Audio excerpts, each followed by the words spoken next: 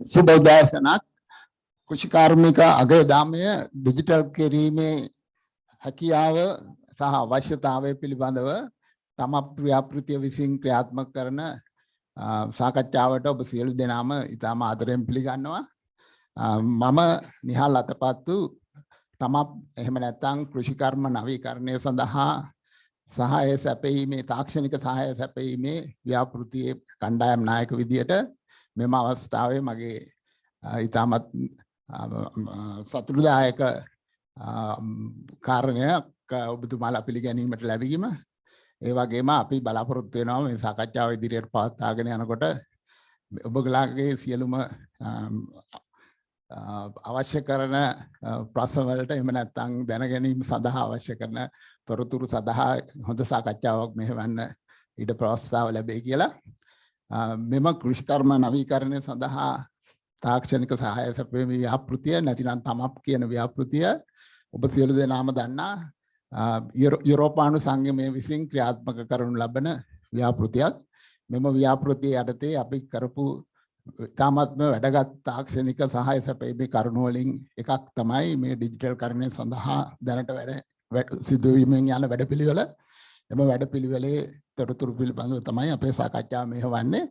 අපි සමග දැන් මේ අවස්ථාවේ සාකච්ඡාවට එකතු වී සිටිනවා අපි පහුගිය මාස කිහිපයක් අවුරුද්දකට වැඩි කාලයක් අත්ත වශයෙන්ම අපි සමග සහයෝගයෙන් කතා කරපු ආයතන විශාල ගණනක නියෝජිත මහත්වරුන්. එම මහත්වරුන් වෙන්වෙන්ව නම් වශයෙන් මේ අවස්ථාවේ මම හඳුන්වා දෙනවට වඩා අපි ඉදිරියට යනකොට සාකච්ඡාව අතරතුරදී හඳුන්වා ගමු. නමුත් මම ඉතාමත්ම ආදරයෙන් එම මහත්වරුන් පිළිගන්න කැමතියි. ඒ අය තමන්ගේ වැදගත් කාලය මේ සඳහා වෙන් කරලා අද අපි සමග එකතු වී සිටිනවා. අපි සාකච්ඡාව ඉදිරියට යනකොට ඔබතුමාලාට දැනගන්න පුළුවන් වෙයි විවිධ විෂය කරුණු අනුව මෙම ආයතන වලින් සහ මෙම තාක්ෂණික සහාය සපයන අපේ සහයෝගී පාර්ශ්වකරුවන්ගෙන් ලැබෙන සහයෝගය පිළිබඳව ඒ සියලු දෙනාම මම පිළිගැනීමට කැමති මේ අවස්ථාවේදී. ඒ වගේම අපේ සාකච්ඡාවේ ඊටම වැදගත්ම කණ්ඩායම තමයි ඔබතුමාලා මේ සාකච්ඡාවට සහභාගී වෙන Zoom තාක්ෂණය මගින් සහ Facebook මගින් සහභාගී වෙන ඔබතුමාලා. ඔය සියලු දෙනාමත් ඊටම ආදරයෙන් පිළිගැනීමට කැමතියි. ඒතකොට අපි වැඩසටහන ඉදිරියට පවත්වාගෙන ගෙනීමේදී මම මුලින්ම කැමතියි මෙම තමප් ව්‍යාපෘතියට තාක්ෂණික සහාය සැපයීම සඳහා අපේ ව්‍යාපෘතිය සඳහා ප්‍රතිපාදන සපයන යුරෝපානු සංගමයෙන් වෙනුවෙන් යුරෝපානු සංගමයෙන් නියෝජනය කරමින් චන්දන හේවග සම්මහත්මයාට ආරම්භක වශයෙන් කරුණු කීපයක් සාකච්ඡා කරන්න ඉඩක් ලබා දෙන්න මේ අවස්ථාවේදී චන්දන හේවග සම්මහතා අපි සමග සහභාගී වෙනවා.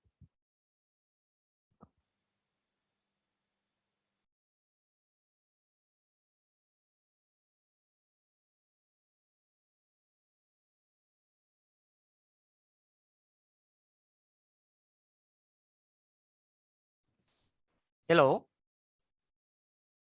Dr. Atapattu මාව ඇහෙනවද? Hello.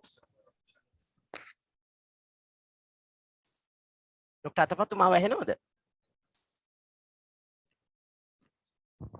ඔව් අපිට ඇහෙනවා.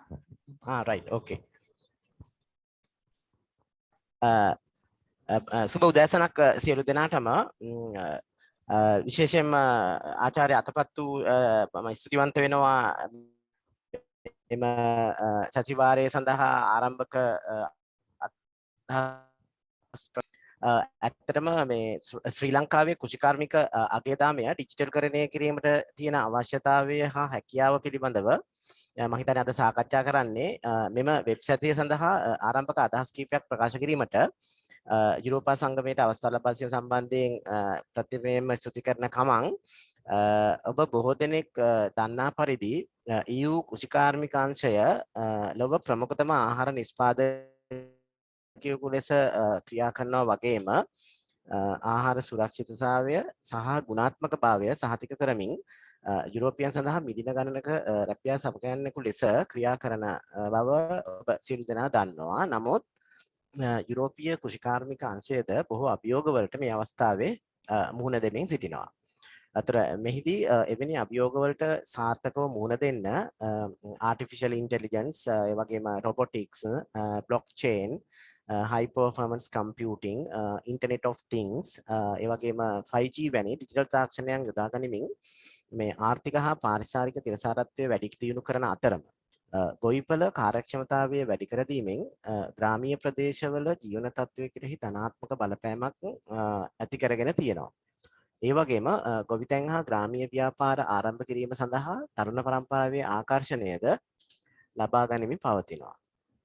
ඒ අනුව ශ්‍රී ලංකාව තුලත් තරුණ පරම්පරාවට ගොවිතැන වඩාත් ආකර්ෂණීය කරන අතර පාරිසරික කාර්යසාධනය වැඩි කිරීමට මේ උපකාර කිරීමේ යුරෝපා සංගමයේ අපේ ප්‍රමුඛ අභිප්‍රායක් වන මේ e-agriculture සංකල්පය මෙම ව්‍යාපෘතිය තුලින්ද ක්‍රියාවට නංවා තිබීම සම්බන්ධයෙන් තමප් ව්‍යාපෘතියටත් මහවැලි අධිකාරියටත් අපගේ සුබපැතුම් එක් කරන්නට මේක අවස්ථාවක් කරගන්න කැමතියි.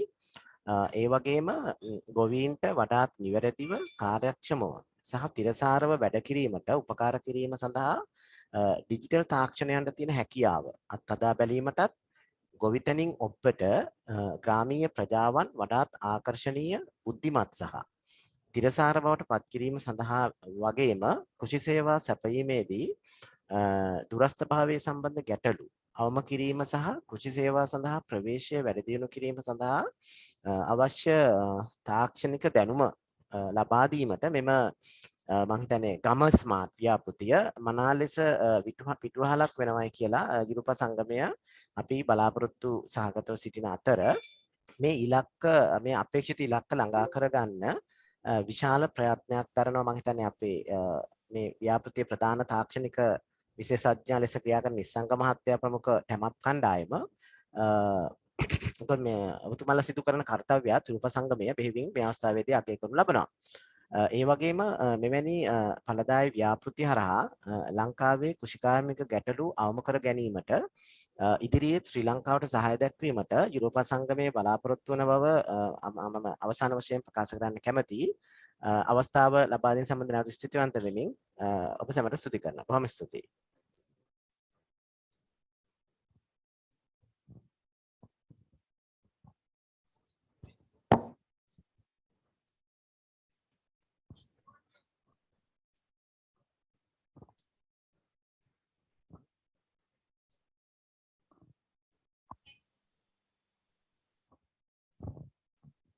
මෙම සාකච්ඡාවේ ඉදිරි කටයුතු මෙහෙවා ගැනීම සඳහා මම මේ අවස්ථාවේදී අරුණ රණවක මහතාට මේ වැඩ කටයුතු බාර ගන්න ලෙස ආරාධනය කරන්න කැමතියි. මේ සාකච්ඡාවට මේ අවස්ථාවේ මෙතන සම්බන්ධ වෙලා ඉන්න තමප් ව්‍යාපෘතිය සහ අනිකුත් ආයතනවල මහත්වරුන් වගේම මේ වැඩසටහනට සජීවීව අන්තර්ජාලය ඔස්සේ සම්බන්ධ වෙන සියලු දෙනාටම සුබ උදෑසනක් කියමු කියලා මම වැඩසටහන පටන් ගන්න කැමතියි. දැන් ඇත්තටම අද දින අපි මේ සියලු දෙනා මෙතන එකතු වෙලා ඉන්නේ ලංකාවේ කෘෂිකර්මය සම්බන්ධ ඉතාම වැදගත් සාකච්ඡාවකට. එතෙන්දී ලංකාවේ කෘෂිකර්ම අගේ දාමය ඩිජිටල් කරණය කිරීමේදී ඩිජිටල් කරණය කිරීමේ ඇති අවශ්‍යතාවය මොකක්ද? එතකොට ඩිජිටල් කරණය කිරීමට අපිට තියෙන විභවය එහෙම නැත්නම් හැකියාව මොකක්ද කියන මාතෘකාව යටතේ තමයි මේ සාකච්ඡාව කරගෙන යන්න බලාපොරොත්තු වෙන්නේ. මම මේකෙදී ප්‍රවේශයක් හැටියට මේ සාකච්ඡාවට සම්බන්ධ වෙන්න මෙතෙන්ට පැමිණලා ඉන්න ඒ විද්වත් පිරිස මම පළමුවෙන්ම හඳුන්වලා දෙන්න කැමතියි. තමප් ව්‍යාපෘතිය එහෙම නැත්නම් කෘෂිකර්ම නවීකරණය සඳහා තාක්ෂණික සහයෝගිතා ව්‍යාපෘතියේ කෘෂිකර්ම පිළිබඳ විශේෂඥවරයෙක් හැටියට කටයුතු කරන බන්දුල නිශ්ශංක මහත්මයා. ඒ වගේම ශ්‍රී ලංකා මහවැලි අධිකාරියේ මාධ්‍ය අධ්‍යක්ෂ වසන්ත දුග්ගන්නාරාල මහත්මයාත් ඒ වගේම ICT ශ්‍රී ලංකා තොරතුරු සංනිවේදන නියෝජිත ආයතනයේ මහාචාර්ය ප්‍රදීප් අබේගුණවර්ධන මහත්මයා මෙතෙන්ට පැමිණලා ඉන්නවා. ඒ වගේම මෙතන මේ විවිධ පෞද්ගලික ආයතන සහ රජයට සම්බන්ධ ආයතන වලින් ගොවි ජනතාව වෙනුවෙන් විවිධ යෙදවුම් නිර්මාණය කළා කලින් කලට හඳුන්වා දීම් කරලා තිනවා. එවැනි ආයතන වෙනුවෙන් පළමුවෙන්ම ශ්‍රී ලංකා ටෙලිකොම් ආයතනයේ දිනේෂ් පෙරේරා මහත්මයා, ඒ වගේම ඩයලොග් ආයතනයේ ශ්‍රීනාත් විජේකුමාර් මහත්මයා, ඒ වගේම සෙන්ස් ඇග්‍රෝහි මිල ඇලෙක්සැන්ඩර් මහත්මයා, ඒ වගේම සෙලාටා වෙනුවෙන් දිනේෂ් දෙනිපිටිය මහත්මයාත් පික්මී ආයතනයේ කසුන් රොඩ්රිගෝ මහත්මයාත් අද දින මේ අවස්ථාවට පැමිණලා ඉන්නවා. සියලු දෙනාම පළමුවෙන්ම පිළිගනිමින් මගේ ප්‍රශ්නයට අපේ සාකච්ඡාවට ප්‍රවේශයක් හැටියට මම මෙහෙම කියන්න කැමතියි. අපි දන්නවා ලංකාවේ කෘෂිකර්මාන්තය විශාල මේ අවස්ථාවේ පමණක් නෙවෙයි අතීතයේ සිටම විවිධ අර්බුද ගැටලු ගොඩක් මැද්දේ අපි ඉදිරියට ආපු ගමනක් තියෙන්නේ. ඉතින් මෙහෙම මේ ගැටලු එක යද්දී අපි මෙතන කතා කරනවා මේ කෘෂිකර්මයේ අගේ දාමය කියලා. මම පොඩි පැහැදිලි කිරීමක් ඉස්සරම කරන්න ඕනේ. මොකද සාකච්ඡාවට එන්න කලින් සමහරලාට ඔබ අතරින් කාට හෝ කෙනෙකුට මේ අගේ දාමය කියන්නේ මොකක්ද කියලා පැහැදිලි නැත්නම් ඇත්තම කියනවා නම් යම්කිසි කෘෂිකර්මයේ නිෂ්පාදනයක් ගොවිපළ තුල කරන අවස්ථාවේ ඉඳලා අවසානයේදී නිෂ්පාදනය සිල්ලර වෙළෙන්ද හරහා පාරිභෝගිකයේ අතටපත් වෙන මොහොත දක්වා සිද්ධ වෙන සියලු ක්‍රියාවලීන් ඒ ක්‍රියාවලීන්ට සම්බන්ධ වෙන සියලු පාර්ශවයන් මේ සියලු දෙනා එකට එකතු ගත්තාම අපි ඒක කියනවා නිෂ්පාදනයට අදාළ අගේ දාමය කියලා. ඇත්තටම අපිට අවශ්‍යතාවය තියෙන්නේ මේ අගේ දාමය වඩා කාර්යක්ෂම කර ගැනීම. ඒ අගේ දාමය තුල තියෙන අනවශ්‍ය දේවල් හරි එහෙම නැත්නම් නාස්තිකාර දේවල් හරි ඒ වගේ දේවල් ඉවත් කරලා කාර්යක්ෂම අගේ දාමයක් ඇති කරගන්න. ඉතින් එන්නේ ඒ කාර්යයට විවිධ මාර්ග තියෙනවා. ඒ අතරින් එක මාර්ගයක් හැටියට හඳුන්වලා දෙන්න පුළුවන් මේ ඩිජිටල් කරණය තුලින් කොහොමද මේ දේ කරන්නේ කියන එක ගැන. ඉතින් මේ සඳහා මූලිකව සම්බන්ධ වුණේ මීට පසුගිය වර්ෂයේ දැන් මීට වසර එකහමාරකට පමණ සිට ඒ කියන්නේ අපි දන්නවා ආහාර සුරක්ෂිතතාව පිළිබඳ ජනාධිපති කාර්යසාධක බලකායේ ඉල්ලීමක් උඩ ලංකාවේ ඉල්ලුම හා සැපයීම වෙළඳපොළ සම්බන්ධ සමීක්ෂණයක් කිරීමේ වගකීම මේ TMAP ව්‍යාපෘතියට පැවරුණා. ඉතින් ඒ යටතේ පටන් ගත්තේ වැඩසටහන අද වෙනකොට ඇවිල්ලා තියෙන අපි මොනවද කරේ කියන එක ගැන කතා කරන් තමයි මේ සාකච්ඡාව තියෙන්නේ. ඉතින් එතෙන්දී මම පළමුවෙන්ම මේ සාකච්ඡාව ආරම්භ කරන්න TMAP ව්‍යාපෘතියේ කෘෂිකර්මය පිළිබඳ විශේෂඥවරයෙක් හැටියට කටයුතු කරන බන්දුල නිශ්ශංක මහත්මයාට ආරාධනා කරනවා. මොකද්ද මේ ඩිජිටල් කරණය කියන්නේ? මේ ඩිජිටල් කරණය කියන දේ අපිට හඳුන්වලා දෙන්න තියෙන ශක්තිතාවයේ විභවය කියන එක පොඩක් ඒ ගැන පැහැදිලි කරන්න කියලා.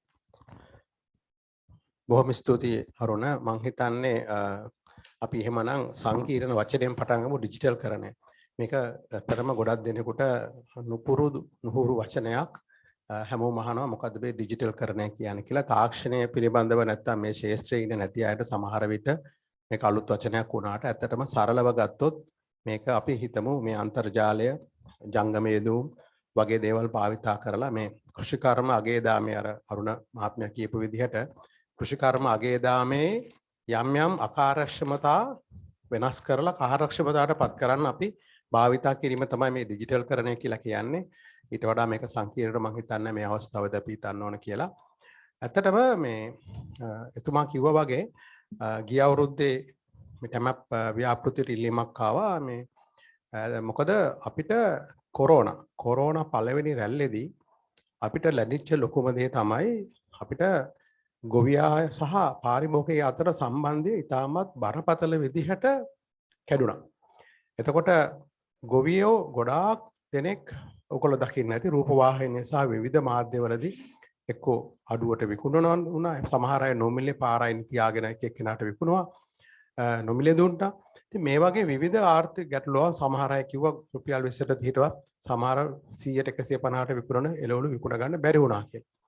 ඒ අතරේ ගෙදරට කොටු වෙලා හිටිය අපිට තදින්ම දැනුණා මේ ආහාරවල මිල. ඒ දවස්වල සෑම දෙයකම මිල දෙගුණයක් වැඩි වෙලා. අපිට ඉතාමත් අපහසු වුණා මිලදී ගන්න අපි පරිභෝජනය කරන භාණ්ඩ. මේ තමයි මම හිතන්නේ අපේ ආසන්නම අවස්ථාව මේ කොරෝනා නිසා අපිට මේ අගේ දාමයට වෙච්ච බලපෑම. ඒක නැති වුණත් ඔයගොල්ලෝ දන්නවා අනාදිමත් කාලයක් ඉඳලා බැලුවොත් එහෙම මේ ගොවියාගේ තියෙන මැසිවිල්ලක් තමයි වෙළඳපොළ හරි නැහැ. විකුණ ගන්න බෑ. මිලක් නැහැ. ඔයගොල්ලෝ අහලා බලන්න ඕනෑම ගොවියෙක්ගේ මේ ගොවියෝ කතා කරොත් 90% කියන්නේ විකුණ ගැනීම කියන එක තමයි ප්‍රශ්නේ. ඒතර මේ අර්බුදය අපි දන්න කාලේ ඉඳන් තිබුණු අර්බුදයක්. ඒ වගේම පාරිභෝගිකයාට ගත්තොත් එහෙම පාරිභෝගිකයාත් හැමදාම මේ මිලත් එක්ක ලොකු ගැටණයක් තියෙනවා. දැන් මෑත කාලේ මේ ඉතාමත්ම ආසන්න කාලේ හැම කෙනෙක්ම බොහොම සංවේදී වෙච්ච කාරණයක් තමයි මේ එළවලු වල නැත්තම් මේ කෘෂිකාර්මික ද්‍රව්‍ය වල මිල කියන එක. දැන් මේක අතරේ මේ අගේ දාමේ නැත්තම් මේක අතරේ විවිධ ක්‍රියාකාරයන් ඉන්නවා. මේ හැම ක්‍රියාකාරකයකම බලපෑමක් අවසානයේ පාරිභෝගිකයට යනකම් එනවා. ඉතින් මේ බලපෑම නිසා තමයි අපිට මේ දෙගොල්ලන්ට මේ ප්‍රශ්න තියෙන්නේ. එතකොට ඇයි අපි ඩිජිටල් කරණය කරන්න ඕන? දැන් කරන්න ඕන උදාහරණයක් ගත්තොත් මම උදාහරණයකින් කියන්නම් මේ ඩිජිටල් කිරීමේ ආහාර දාමේ අවශ්‍යතාවය. දැන් අපි හිතමු ඇඹිලිපිටිය පැත්තේ ගොවියෙකුට සමහර විට මාස 9ක් ලොකු කාලයක් මහන්සි වෙලා මඤ්ඤොක්ක හැදුවොත් එහෙම සමහරට මඤ්ඤොක්ක කිලෝ එකක් විකුණන්න පුළුවන් රුපියල් 25කට. ඒ තමයි මේ ප්‍රදේශයේ තොග ගැනුම් මිල. ඒ තොග ගැනුම් කරුවා ඊට පහුවදාම නැත්නම් ගත්තු මොහොතේ පටන් ඔහු ඒක රුපියල් 40කට මිල කරනවා. එතකොට අර රුපියල් 25ට විකුණපු ගොවියට ඇත්තටම තියෙන රුපියල් 10 ලාභය කිලෝ එකකින්. හැබැයි අර රුපියල් 40ට විකුණන ගැනුම් කරුවා කෙලිම රුපියල් 15ක් ඒ මොහොතේම තියාගන්න. දැන් ඕක මම බොහොම හොඳට අත්දැකීම දෙයක් තමයි. මොකද මම ඇත්තට මේ බත්තර මුල්ල ප්‍රදේශයේ පදිච්ච නිසා අපි එළවලු ගන්න තැනින් ඇහුවාම එතනින් කිව්වා මඤ්ඤොක්ක රුපියල් 60ට ගන්නවා කියලා. එතකොට මම රුපියල් 60ට මෙහෙ ගෙනත් දුන්නාම මේ 60ට දෙන මඤ්ඤොක්ක ඒ කඩේ අය විකුණන්නේ රුපියල් 100ට. එතකොට හිතලා බලන්න මේ අගේ දාමේ තියෙන විපරීත බව. මේක බොහොම ගොවියා සතුටු වෙන්නේ නැහැ. මොකද ගොවියාට රුපියල් 10 ලැබුණේ පාරිභෝගිකයෙක් විදිහට අපි රුපියල් 100ට ගන්නකොට පාරිභෝගිකයෙක් විදිහට අපි සතුටු නැහැ. දැන් මේ දෙගොල්ලම අසතුටු වෙන්න හේතුව තමයි මේක අතරමැද වෙන මේ විවිධ මිල එකතු වීම. මිල එකතු වීම නරක දෙයක් නෙමෙයි. නමුත් සමහර විට අගයක් එකතු නොකර මිල එකතු වීම නිසා මම හිතන්නේ මේ අගේ දාමේ ලොකු ගැටලුවක් තියෙනවා. එතකොට ඔය ප්‍රශ්නට විසඳුමක් විදිහට තමයි අපි ඩිජිටල් කරන්නේ. තුන්වෙනුව අපි ගන්න ඕන ප්‍රධානම දෙයක් තමයි මේ හැම කෙනෙක්ම කියනවා ලංකාවේ මේ තරුණ ප්‍රජාව කෘෂිකර්මයට එන්නේ නැහැ. තරුණ ප්‍රජාව කෘෂිකර්මයට බයයි. මොකද සමහර විට දැන් අපි මීට ප්‍රථම කරපු ශේෂ්ඨ චාරිකාවල දැක්කා ගෙදර දෙමව්පියන් කරන ගොවිතැන තරුණ දරුවෝ කරන්න. එහෙම නැත්නම් සමහර දරුවෝ හොරෙන් කරනවා. මොකද ඒක ලැජ්ජයි. ඒක මේ අර නම්බුකාර නැත්නම් අර හොඳ රැකියාවක් විදිහට තරුණ ප්‍රජාවට තේරෙන්නේ නැහැ. එතකොට දැන් ඇයි තරුණ ප්‍රජාව මේකට එන්නේ නැත්තේ? එකක් තමයි තාක්ෂණය. අලුත් තාක්ෂණය අලුත් දේවල් කෘෂිකර්මයට ගිහිල්ලා තියෙන අඩුයි. ඒවට විවිධ හේතු තියෙනවා. ඊළඟට අනිත් එක තමයි තරුණ අය කැමති මේක අලුත් විදිහකට කරන්න. හරි මේක මොඩ් විදිහට කරන්න. මේක ස්මාර්ට් විදිහට කරන්න. එතකොට දැන් අපි තරුණ ප්‍රජාව මේ කෘෂිකර්මෙන් ගිලිහිලා ගිහලා දැන් ඒක තමයි ප්‍රධාන වශයෙන් අපි කියන්නේ වැඩි හරියක් ත්‍රිවිල් නැත්නම් ටුක් රියදුරු විදිහට වැඩ කරනවා. මේක ලොකු ජාතික ප්‍රශ්නයක් බවට පත් වෙලා තියෙනවා. මොකද රටේ ඵලදායීම කොටස වෙනත් ක්‍රියාවලියන් වල නිරත වෙනවා. නමුත් කෘෂිකර්ම ශාස්ත්‍රයට එන එක අඩුයි. ඒත් තුන්වෙනෝ අපි හිතුවා මේ ඩිජිටල් කරණය කරන එක මොකද ලංකාවේ ජනගහනයෙන් 30% විතර ස්මාර්ට්ෆෝන් පාවිච්චි කරනවා. ලංකාවේ ඇත්තටම දුරකථන සම්බන්ධතා ප්‍රමාණය 147ක් විතර. එතකොට මේ දිහා බලපුවාම මේ ලංකාවේ ඊළඟට ඇත්තටම දෙවෙනියට වැඩිම සර්ච් කරන්නේ YouTube එක. එතකොට මේ විදිහට බලපුවාම ලංකාවේ මේ ගොඩක් ලොකු විභවයක් තියෙනවා තරුණ ප්‍රජාව අතර මේ අන්තර්ජාලය භාවිතා කරන්න. ඉතින් මේ කරුණු සහ තවත් විවිධ කරුණු කාරණා සලකලා බැලුවම මම හිතන්නේ ඩිජිටල් කරණය කිරීමේ ලොකු අවශ්‍යතාවයක් තිබුණා.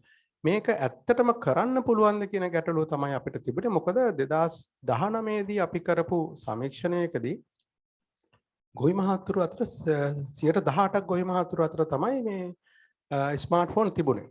එතකොට අපි ගිය අවුරුද්දේ මේ ජනාධිපති කාර්ය සාධක බලකාය අනුව සමීක්ෂණය පටන් අරගෙන අපි ඉස්සෙල්ලම හොයලා බැලුවේ මේක කරන්න පුළුවන් ශාස්ත්‍රයේ විභවයක් තියෙනවා. ඒ කියන්නේ ගොවියන් සූදානම්ද? වෙළඳ ප්‍රජාව සූදානම්ද? ඊළඟට නිලධාරීන් සූදානම්ද?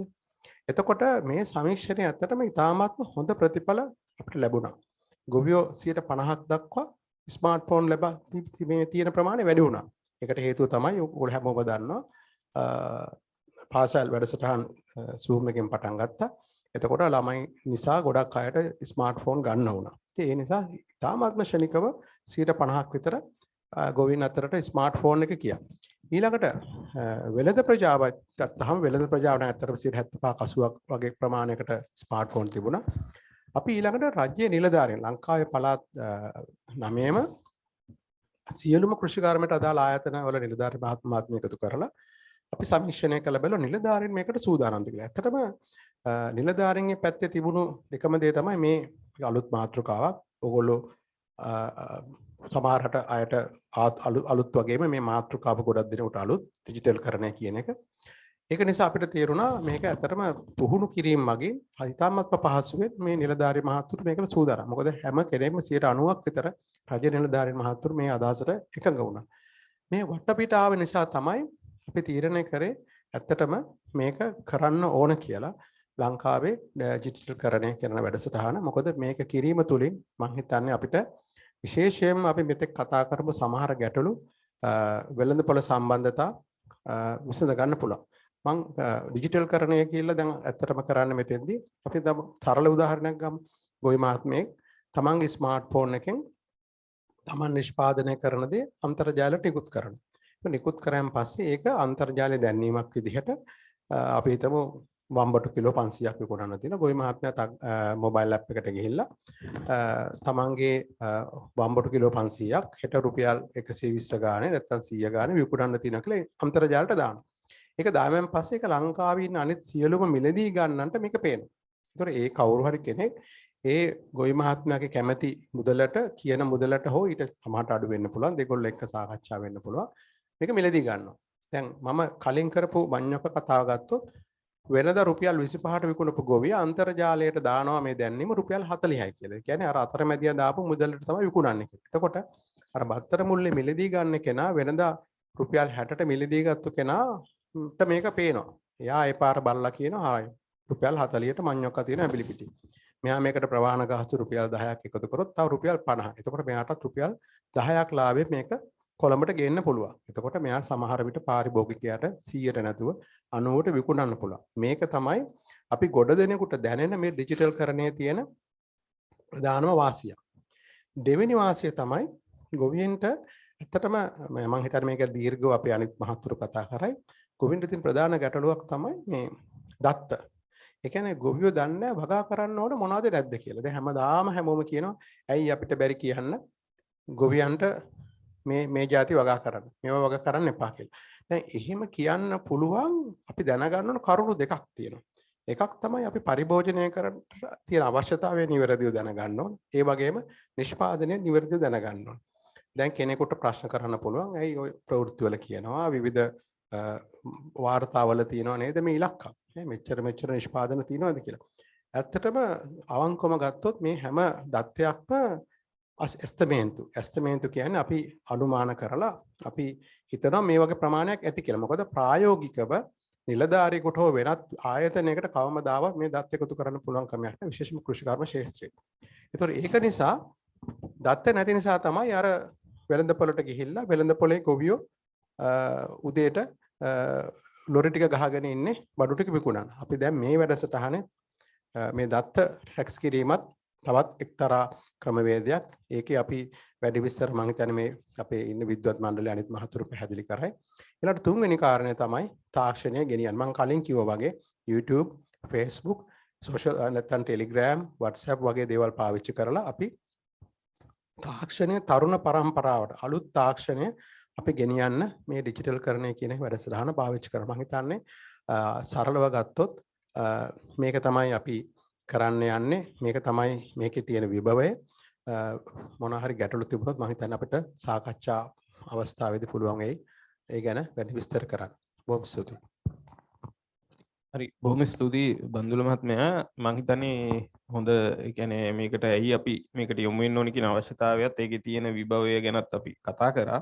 ඉතින් ඇත්තටම මම මෙතෙන් තව දෙයක් එකතු කරනවා නම් දැන් ඔබ අත්දකින්නවා අපි පහුගිය අවුරුදු 2ක විතර කාලෙද මේ කොවිඩ් පැන්ඩමික් තත්ත්වයේ යටතේ අපේ සාමාන්‍යයෙන් මෙතෙක් කල් පවත්වාගෙන ගිය යම් යම් අංශ බිඳ වැටීම නිසා ඒ කියන්නේ උදාහරණයක් හැටියට කියනවා නම් දැන් අපි තුමු කෘෂි ව්‍යාප්ති සේවය කියන එක අර ඒ සම්ප්‍රදායික විදිහට තවදුරටත් මුහුණට මුහුණ ගොවින් මුණ ගැහිලා කරන්න බැරි තත්ත්වයක් දැන් උදා වෙලා තියෙනවා. ඉතින් ඒ වගේ තැනකදී මේ ඩිජිටල් කරණය කියන එක දැඩි ඒ කියන්නේ අවශ්‍යතාවය පෙරදාටත් වැඩිය දැනෙනවා කියලා මම එක උදාහරණයකින් කිව්විත් ඒ වගේ තවත් ගොඩක් කාරණා තියෙනවා.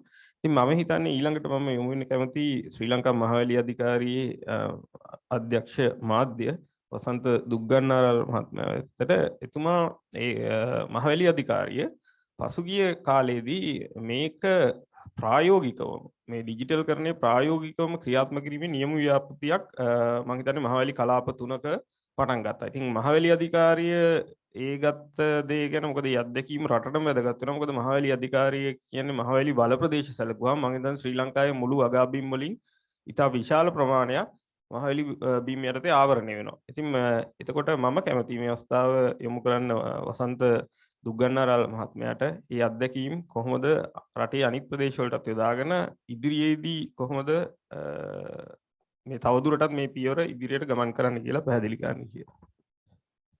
බොහොම ස්තුතියි.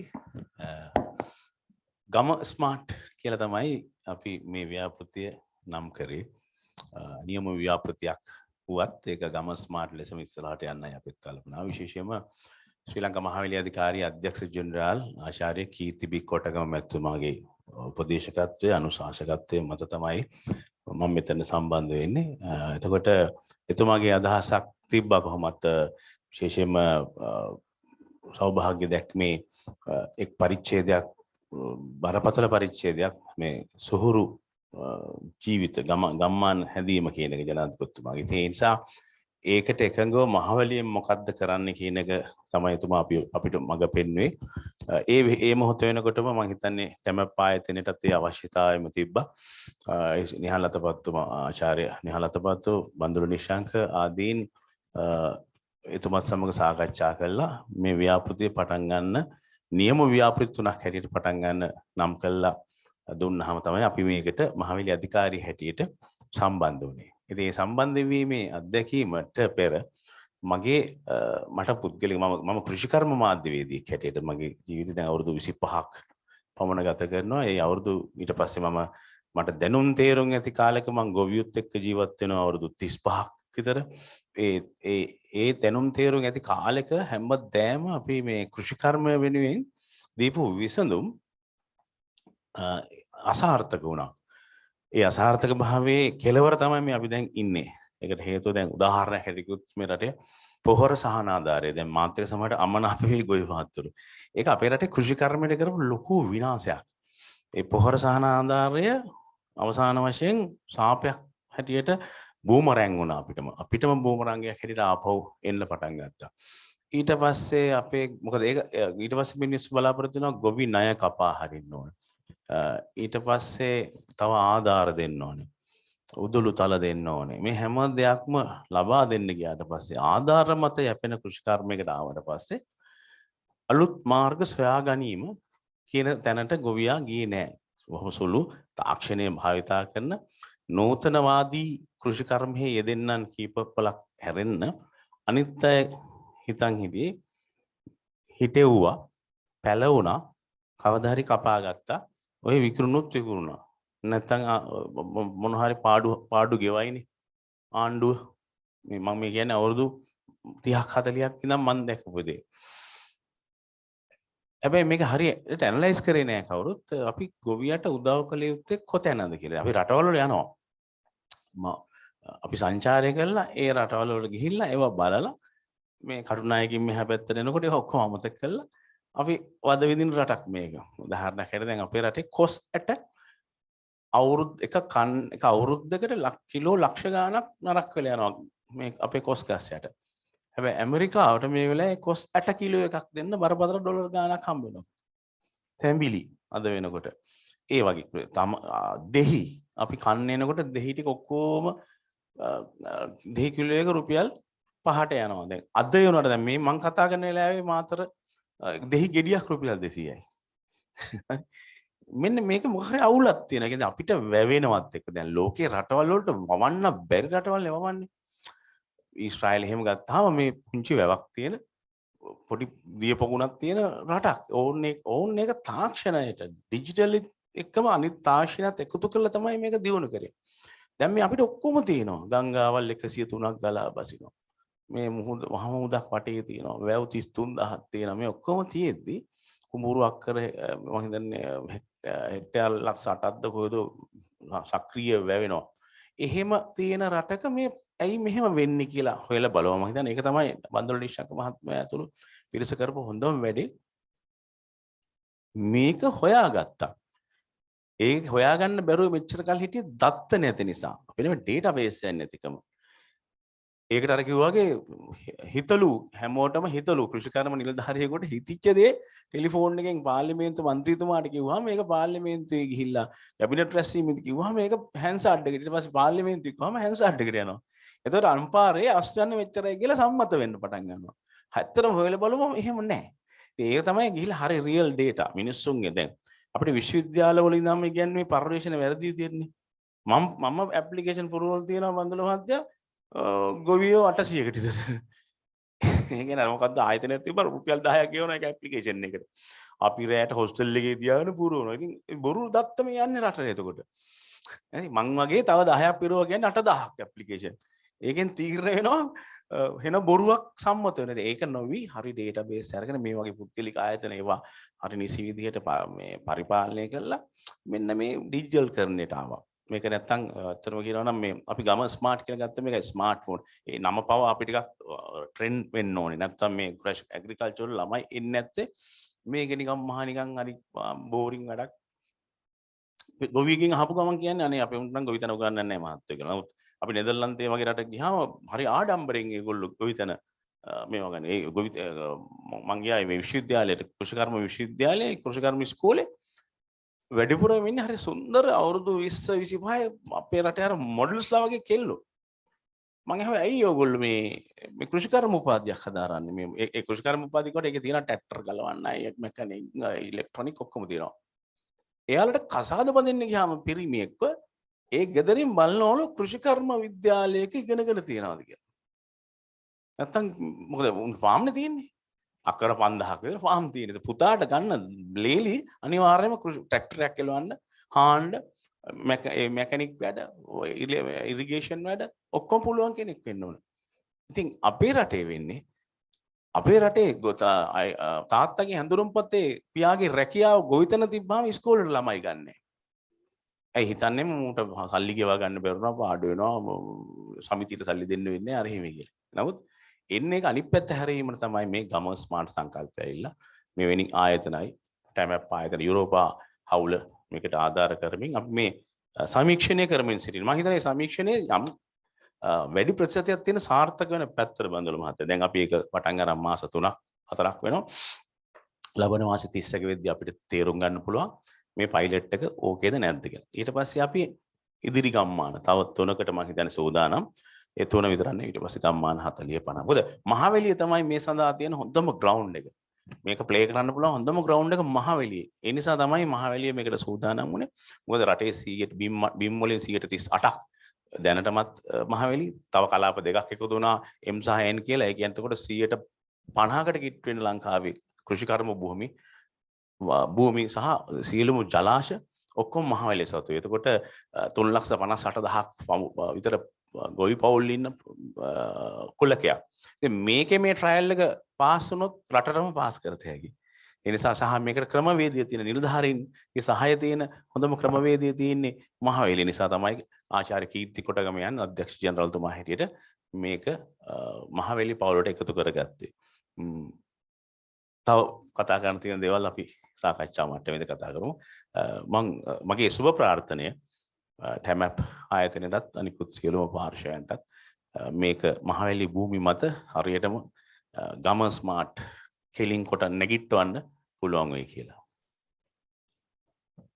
බොහොම ස්තුතියි වසන්ත මහත්මයා. මම හිතන්නේ හොඳ තැනකට මේ මාතෘකාව අරගෙන ආවා. ඒ කියන්නේ මේ අර දත්තවල තියෙන වැදගත්කම.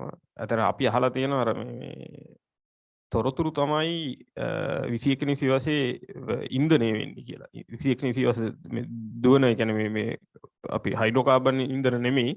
එතකොට මේ තොරතුරු නිපද වෙන්නේ තොරතුරු හැදෙන්නේ දත්ත වලින්. ඒ කියන්නේ දත්ත වලින් අපි ඉන්ෆර්මේෂන් ජෙනරේට් කරනවා. ඉන්ෆර්මේෂන් එහෙම තොරතුරු වලින් අපි දැනුම නොලෙජ් කියන දේ ලබා ගන්නවා. ඉතින් මෙතෙන්දී මේ ඒකත් එක්ක අපි මම ඊළඟට යොමු වෙන්න කැමති මේ තොරතුරු තාක්ෂණ සංනිවේදන ආයතනයට. මොකද ඔවුන් තමයි ශ්‍රී ලංකාවේ නිල ඒ කියන්නේ ප්‍රධාන රාජ්‍ය ආයතනය. මොකද මේ ආයතනයේ තියෙන වැදගත්කම සඳහන් කරොත් මම හිතන්නේ ඒක බොහෝ කාලයක් ආරම්භයේ සිටම බොහෝ විට රටේ ප්‍රධාන විධායකයේ ප්‍රධාන බොහෝ ජනාධිපතිවරු තුමාගේ ඍජු අධීක්ෂණයට යටතේ හුඟක් අවස්ථාවලදී ඒක පැවතුණා. ඒ කියන්නේ ඒ තියෙන වැදගත්කම නිසාම මම හිතන්නේ 80 දශකයේ මුල් කාලේ ඉඳන් ක්‍රමක්‍රමයෙන් ඉදිරියට ඇවිල්ලා අද ලොකු තැනකට ඇවිල්ලා ඉන්නවා. එතකොට ඔවුන්ට මේ ක්‍රියාවලිය යම්කිසි නියාමනය කිරීම වගකීමක් හොයා බැලීමේ වගකීමක් තියෙනවා. එතකොට දැන් මෙතුමන්ලා දෙපළ මේකේ තියෙන වැදගත්කම, ඒකේ තියෙන ශක්්‍යතාවය, ඒ සඳහා තියෙන විභවය ඒව ගැන පැහැදිලි කරා. ඒ වගේම කවුද අපේ මහවැලි අධිකාරිය වෙනුවෙන් අපේ වසන්ත දුග්ගන්නාරාල මහත්මයා පැහැදිලි කරා ඒක කොහොමද ප්‍රායෝගිකව දැන් නියම ව්‍යාපෘතියක් හැටියට ආරම්භ කරේ කියලා. ඉතින් මට මේ මහාචාර්ය ප්‍රදීප් මහතා තොරතුරු තාක්ෂණ ආයතනයේ එතුමා පැහැදිලි කරන්න පුළුවන්ද කොහොමද තොරතුරු තාක්ෂණ ආයතනයේ ICT ආයතනයේ මේ කාර්යයට සම්බන්ධ වෙන්නේ සහ ඉදිරියේදී මේ කාර්යය කරගෙන යන්නේ කොහොමද කියන එක.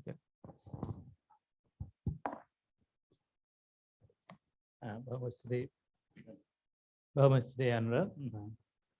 ඇත්තටම තොරතුරු හා සංනිවේදන තාක්ෂණ ආයතනය දැනට තාක්ෂණ අමාත්‍යාංශය යටතේ එතකොට ජනාධිපතිතුමාගේ අධීක්ෂණය යටතේ පවතින අමාත්‍යාංශයක්.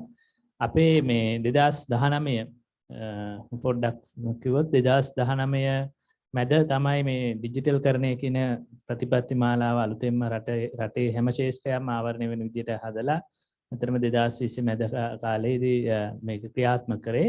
දැනට තොරතුරු තාක්ෂණ නියෝජිත ආයතනයේ මගින් ප්‍රධාන අපි කියන ස්ට්‍රැටජික් බිස්නස් යුනිට්, ඒ කියන්නේ ප්‍රධාන ඩිජිටල් ආර්ථිකය ප්‍රධාන කොටස් 5කට බෙදලා තමයි කටයුතු කරන්නේ. ඒකේ මම නියෝජනය කරන්නේ ඇත්තටම ටෙක්නොලොජි ඩිෆියුෂන්, එහෙම නැත්නම් තාක්ෂණ විසරණය කියන අංශය. මේ විසරණය කියන අංශය ප්‍රධාන අංශ එක ඒරියා අපි බලාපොරොත්තු වෙන වැඩි දියුණු කරන්නේ. එහි ප්‍රධාන අංශය තමයි කෘෂිකර්මාන්තය. එතකොට මේ කෘෂිකර්මාන්තයට අපි මොනවද කරන්න කියලා ඇත්තටම පෞද්ගලික අංශ සහ රාජ්‍ය අංශ සාකච්ඡා කරන සහ වැඩසටහන් දියුණු කරමින් ඉන්න අතර තමයි තම ආයතනයේ බන්දුල නිශාන්ත මහතා අපිට සම්බන්ධ වුණේ. ඇත්තටම අපිට වඩා ටිකක් කලින්, ඒ කියන්නේ රාජ්‍ය ආයතනයක් විතර ICT එකට කලින් බන්දුල නිශාන්ත මහතා මේ ඇතුළු ආචාර්ය නිහාල් ලතපත් මහතා සමග එක්ව මේක ක්‍රියාත්මක කරපු තම ව්‍යාපාරය ඇත්තටම තමත් හොඳ අපිට අපේ වශයෙන් රාජ්‍ය ආයතනයක් වශයෙන් සහයෝගය දෙන්න එක හොඳ වෙහිකල් එක, يعني හොඳ මාර්ගයක් වුණා අපිට. ඒ වගේම අපේ පැත්තෙන් ගත්තොත් අපේ කාර්යභාරය තියෙන තාක්ෂණය අංශයෙන් මොනවද ඒ සහයෝගයක්ද මේ දෙන්න කෘෂිකර්මාන්තයට. ඒකේ අපි ප්‍රධාන අංශ තුනකින් වැඩ කරනවා. විශේෂයෙන් අපි ඩිජිටල් කරන්නේ, එහෙම නැත්නම් මේ තාක්ෂණය යූස් කරන්න නම්, පාවිච්චි කරන්න ඒගොල්ලන්ට දැනුවත් බව තියෙනවා. ඒ ගොවියා වෙන්න පුළුවන්, ව්‍යාපාරිකයා වෙන්න පුළුවන්, ඊටත් ඉහළ නිලධාරියෙක් වෙන්න පුළුවන්. මොනවද තියෙන තාක්ෂණ යන්නද? එතකොට ඒක කොහොමද භාවිතා කරන්නේ? අන්නේ දැනුවත් කිරීම තමයි අපි ICT ආයතනයේ වශයෙන් ප්‍රධාන වශයෙන් කටයුතු කරන්නේ මූලික වශයෙන්. එතනින් දෙවෙනි පියවර විදිහට ගන්න දැනුවත් කිරීමෙන් පස්සේ අපිට ඇත්තටම මේ නියම ව්‍යාපෘති, ඒ වගේ අපි කොහොමද පර්යේෂණාංශයෙන් උදව් කරන්නේ. උදාහරණ ලෙස කවුරු හරි තරුණ පිරිසක් ඉන්නවා නම් ඒගොල්ලන්ට කෘෂිකර්මාන්තේ මොනවා හරි තාක්ෂණය යූස් කරලා මොනවා හරි පාවිච්චි කරලා මොනවා හරි උපාංගයක් නිෂ්පාදනය කරන්න. එහෙම නැත්නම් දැනට භාවිතා කරන ක්‍රමයක් වැඩි දියුණු කරන්න. ඒක වාරි මාර්ග ක්‍රමයක් වෙන්න පුළුවන්. ඒ වාරි මාර්ග ක්‍රමයේ අපි වතුර ප්‍රමාණය වැඩිපුර යනවා. අපි කොහොමද මේක අවශ්‍ය ප්‍රමාණය විතරක් වතුර ටික භාවිත කරන්නේ? අන්න ඒ වගේ තාක්ෂණයන් පැත්තෙන් සහයෝගය දෙන්න. තුන්වෙනියට ඇත්තටම මේ තාක්ෂණයන් වශයෙන් සහයෝගය දීලා මේවා දියුණු කරාට පස්සේ ඒවා ආර්ථික වශයෙන් වැදගත්කමක් තියෙනවා. එතකොට එහෙම නැත්නම් ඒ තාක්ෂණයන් දියුණු කරපු එක එහෙම වලපල්ලට යනවා. ඒ කියන්නේ නැති වෙලා යනවා. ඒ නිසා ආර්ථික වශයෙන් වැදගත්කම දීම සඳහා අපේ ආයතනයේ සහ අනිත් රාජ්‍ය ආයතන සම්බන්ධ අවශ්‍ය වෙලාවට සම්බන්ධ කරගෙන කොහොමද මේවා කමර්ෂල් ලෙවල් එකට ගේන්න, ඒ කියන්නේ වෙළඳ භාණ්ඩ බවට පත් කරන්න උදව් කරන්න. අන්න මේ කියන අංශ තුනෙන් තමයි ප්‍රධාන වශයෙන් අපි වැඩ කරන්නේ. දැනුම වර්ධනය කිරීම, ඒ වගේම පර්යේෂණ මට්ටමින් සහ උපාංග, එහෙම නැත්නම් යම්කිසි ප්‍රොඩක්ට් ඩෙවලොප්මන්ට් උපාංග වර්ධනය කිරීම සම්බන්ධයෙන් තුන්වෙනියට ආර්ථික වශයෙන් වටිනාකම ලබා දෙන්න. ඊට අමතරව මම හිතන්නේ මේ අපි දැනට පෞද්ගලික ආයතනවල ප්‍රශ්නයක් තියෙන්නේ ඇත්තටම ගොවියාසෝ පෞද්ගලික ආයතන ප්‍රශ්නයක් නෙවෙයි. අපි ඇත්තටම මේ හිතන තියෙන ප්‍රශ්නයක් වෙන්නේ පෞද්ගලික ආයතන විසින් දියුණු කරන සමහර ප්‍රොඩක්ට් සමහර දේවල් පිළිබඳ විශ්වාසයක් ගොවියා සහ ඒ අංශයවල නැතිකම. අපි රාජ්‍ය ආයතනයක් විදිහට ඒ ඉදිරියට ඇවිල්ලා මේ මහත්මින් නිෂ්පාදනය කරන දේවල් පිළිබඳ හොඳ සහ නරක කියා දීලා ගොවියා සහ ඒ කෘෂි කර්මාන්තයකට ගොවියා සහ ඒගොල්ලන්ට විශ්වාසය ඇති කිරීමට සහයෝගය දෙනවා. මේ වගේ තමයි ව්‍යාපාරයේම හොඳ වැඩසටහනක් එන්නේ ගොම ස්මාර්ට් මහවැලි ව්‍යාපාරයත් එක්ක කරන එක. ඒ අවශ්‍ය පහසුකම් ඒ කියන්නේ ෆැසිලිටේට් කරන. මේ පහසුකම් ලබා දීමේ ක්‍රියාදාමය තමයි ප්‍රධාන වශයෙන්ම ICT ආයතනය කරන්නේ. මම හිතන්නේ සරලව මේ තොරතුරු අපි කරන දේ ගැන සහ මොන වගේ සහයෝගයක් දෙන්න කියන එක පැහැදිලි කියලා විශ්වාස කරනවා. බොහොම ස්තුතියි. මට ඒකම තව මේ අමතර ප්‍රශ්නයක් ඇති වුණා. දැන් මෙතනම ඉන්නවා පෞද්ගලික ආයතන 5ක නියෝජිත මහත්වරු. ඒ වගේම රජයේ දෙපාර්තමේන්තු ගත්තත් කෘෂිකර්ම දෙපාර්තමේන්තුවේ ප්‍රධාන වශයෙන්ම ජාතික කෘෂිකර්ම තොරතුරු සංනිවේදන ආයතනයක් තියෙනවා. එතකොට දැන් මහවැලි අධිකාරියටත් ඒ වගේ වෙනම තියෙනවා. වෙනත් අනිත් රජයේ දෙපාර්තමේන්තු වලටත් එක එක ආයතන තියෙනවා. ඒ ආයතන විසින් ඇත්තට මේකේ ප්‍රමුඛතාවයේ අවශ්‍යතාවය හඳුනාගත්ත නිසා යම් විසඳුම් ඉදිරිපත් කරලා තියෙනවා. එතකොට දැන් මේ විසඳුම් ඉදිරිපත් කරාම දැන් මේ හැම එකක්ම වෙන වෙනම ගොවියා ළඟට යන්නේ. එතකොට මේ එක එක ඒවා විවිධ දත්ත පද්ධති හැදෙනවා. තොරතුරු ICT ආයතනය මැදිහත් වීමක් කරන්න බලාපොරොත්තු වෙනවද? එහෙම නැත්නම් දැනට කරනවද? මේවා අපි මේ දත්ත, ඒ කියන්නේ ඒවා ප්‍රොඩක්ට් හැටියට වෙන වෙනම නඩත්තු කරා වුණත් මේවා එක පද්ධතියකට අරගෙන එක මේ මොකද ගොවියා ළඟට යනකොට ගොවියට කෘෂිකර්මයේ කවුරු කරත් එකයිනේ. එතකොට කොහොමද ඒක විසඳන්න බලාපොරොත්තු? අතරම ඒ සම්බන්ධ අවධානය යොමු කරලා තියෙනවා. දැනටත් අපි කෘෂිකර්ම අමාත්‍යාංශ සම්බන්ධයි ගේට් ෆවුන්ඩේෂන් කියන්නේ ඇමරිකාවේ තියෙන ෆවුන්ඩේෂන් එකේ එකක් ගලවලා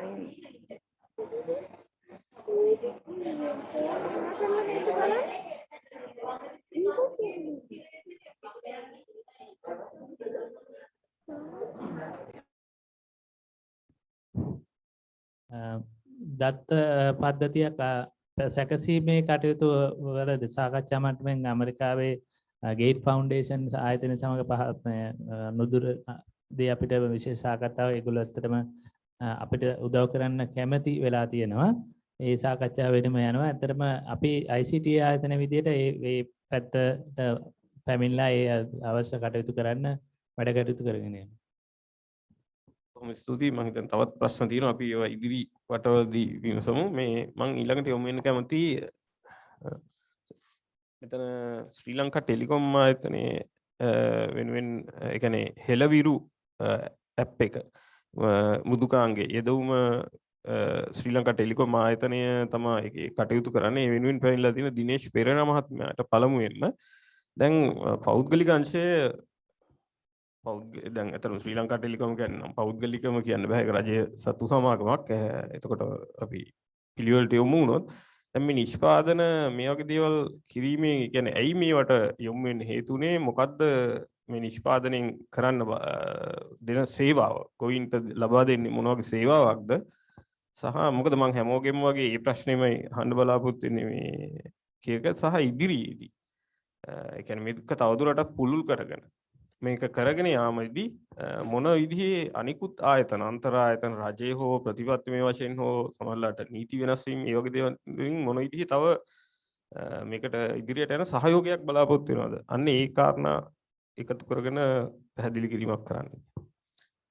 බොහොම ස්තුතියි අපිට මේ අවස්ථාව ලබා දුන්නට ටැමප් ආයතනයට සහ මහවැලි අධිකාරිය සමග එකතු වෙලා කරන වැඩසටහන.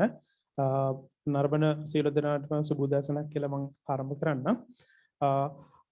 මගෙන් අහපු ප්‍රශ්නෙට මුලින්ම බඳුල නිශාංග මහත්මයා හොඳ ප්‍රවිෂ්ටයක් මට ලබා දුන්නා. කිව්වා මේ කොවිඩ් කාලේ අපිත් ඒ අත්දැකපු දෙයක් තමයි කොවිඩ් කාලේ ගොවියන්ට තමන්ගේ නිෂ්පාදන විකුණ ගන්න ඉඩ ප්‍රස්තාවක් තිබ්බේ නැහැ. ගොඩක් වෙලාට ආර්ථික මධ්‍යස්ථාන වහලා තිබ්බා. ඒගොල්ලන්ට විකුණ ගන්න තැනක් තිබ්බේ නැහැ. ඒගොල්ලෝ පාරේ තියාගෙන විකුණුවා. ලාභයක් නැහැ. ඒ කියන්නේ ඒගොල්ලෝ රුපියල් 20ට විකුණන එක රුපියල් 5ට නොමිලේ ලබා දෙන්න වගේ වෙලාවල් සිද්ධ වුණා. ඊට අමතරව අපි දිගින් දිගටම බැලුවොත් ගොඩක් වෙලාවට සිද්ධ වෙන්නේ වට්ටක්ක හොඳ පළදාවක් හොඳ ආදායමක් ලැබෙනකොට ගොවියෝ ඔක්කොම ටික වට්ටක්ක පවනවා.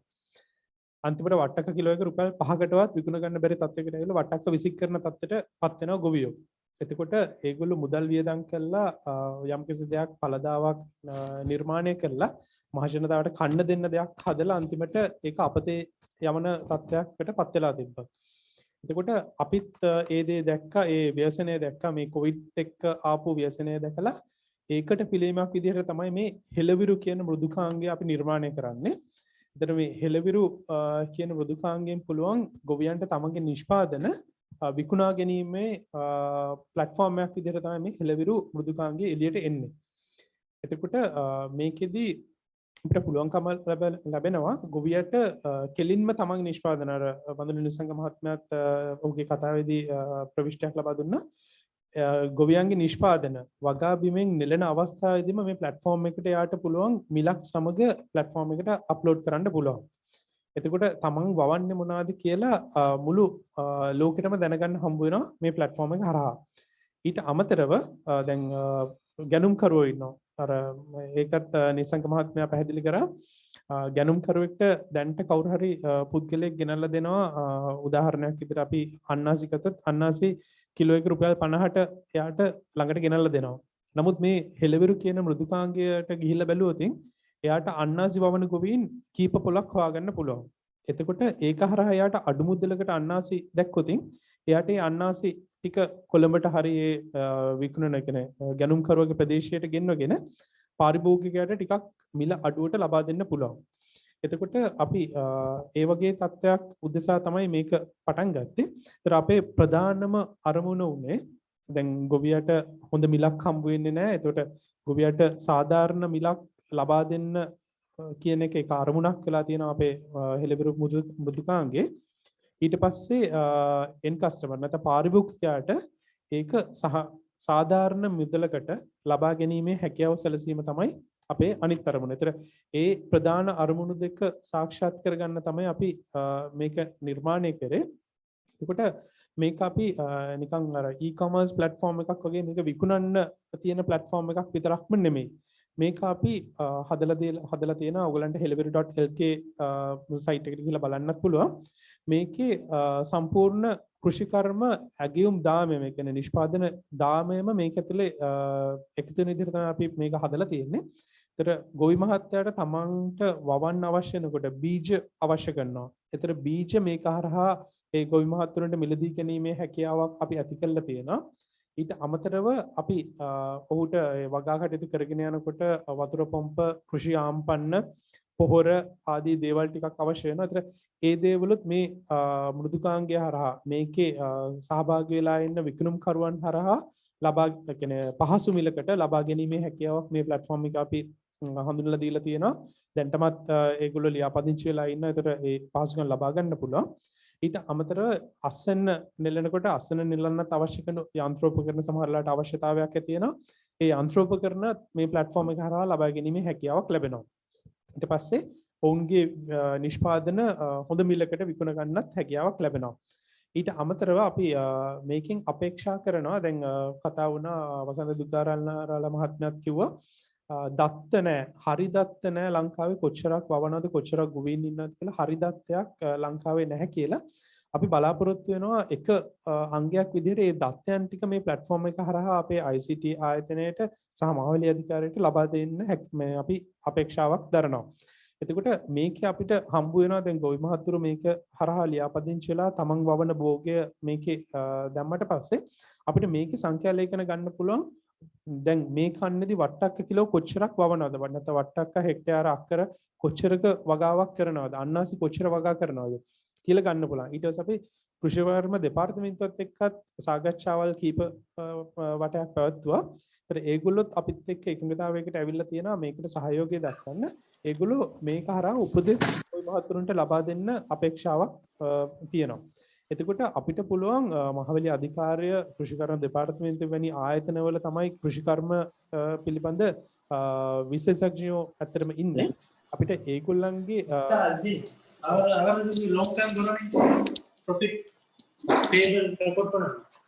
அஜிம்டா இல்ல 500,000 தானே இது தேவை அதான் கைமாத்து கிடைக்கிற கொடுத்து கொஞ்சம் செக் பண்ணி கிடைக்கும் අපිට එතකොට ඒගොල්ලන්ගේ විශේෂඥ දැනුම මේක හරහා ගොවි මහතුරුන්ට ලබා දෙන්න පුළුවන්. දැන් වට්ටක්ක වගා කරපු ඉඩම් ප්‍රමාණය ඇති. තවදුරටත් වට්ටක්ක වවන්න එපා. වට්ටක් වෙවුවොත් ඔයගොල්ලන්ට එකෙන් ඵලදාවක් ආදායමක් ගන්න හම්බ වෙන්නේ නැහැ කියන එක අපිට මේක හරහා ප්‍රකාශ කරන්න පුළුවන්. ඒ වගේ දැනුම බෙදා දෙන්න පුළුවන්. ඊට අමතරව මොනහරි කෘෂි භෝගයකට හානියක් වුණොත් අර සේන දැලඹුවා වගේ කෘමි හානියක් වගේ දේවල් ආවොත් ඒවට විසඳුමුත් මේ මෘදුකාංගය ප්ලැට්ෆෝම් එක හරහා නැත්නම් මේක ඇප් එකකුත් තියෙනවා. ඒ ඇප් එක හරහා ගොවි ජනතාවට අපිට ලබා දීමේ හැකියාවක් ලැබෙනවා. ඊට අමතරව අර පොහොර සහනාධාරය අපි කතාව ආවා.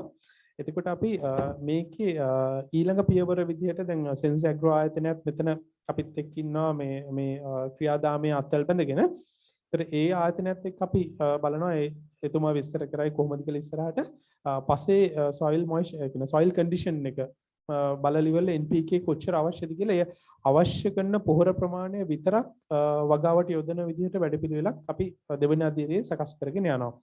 එතකොට ඕක තමයි සංක්ෂිප්තව ගත්තොතින් අපේ platform එකේ ක්‍රියාදාමය වෙන්නේ.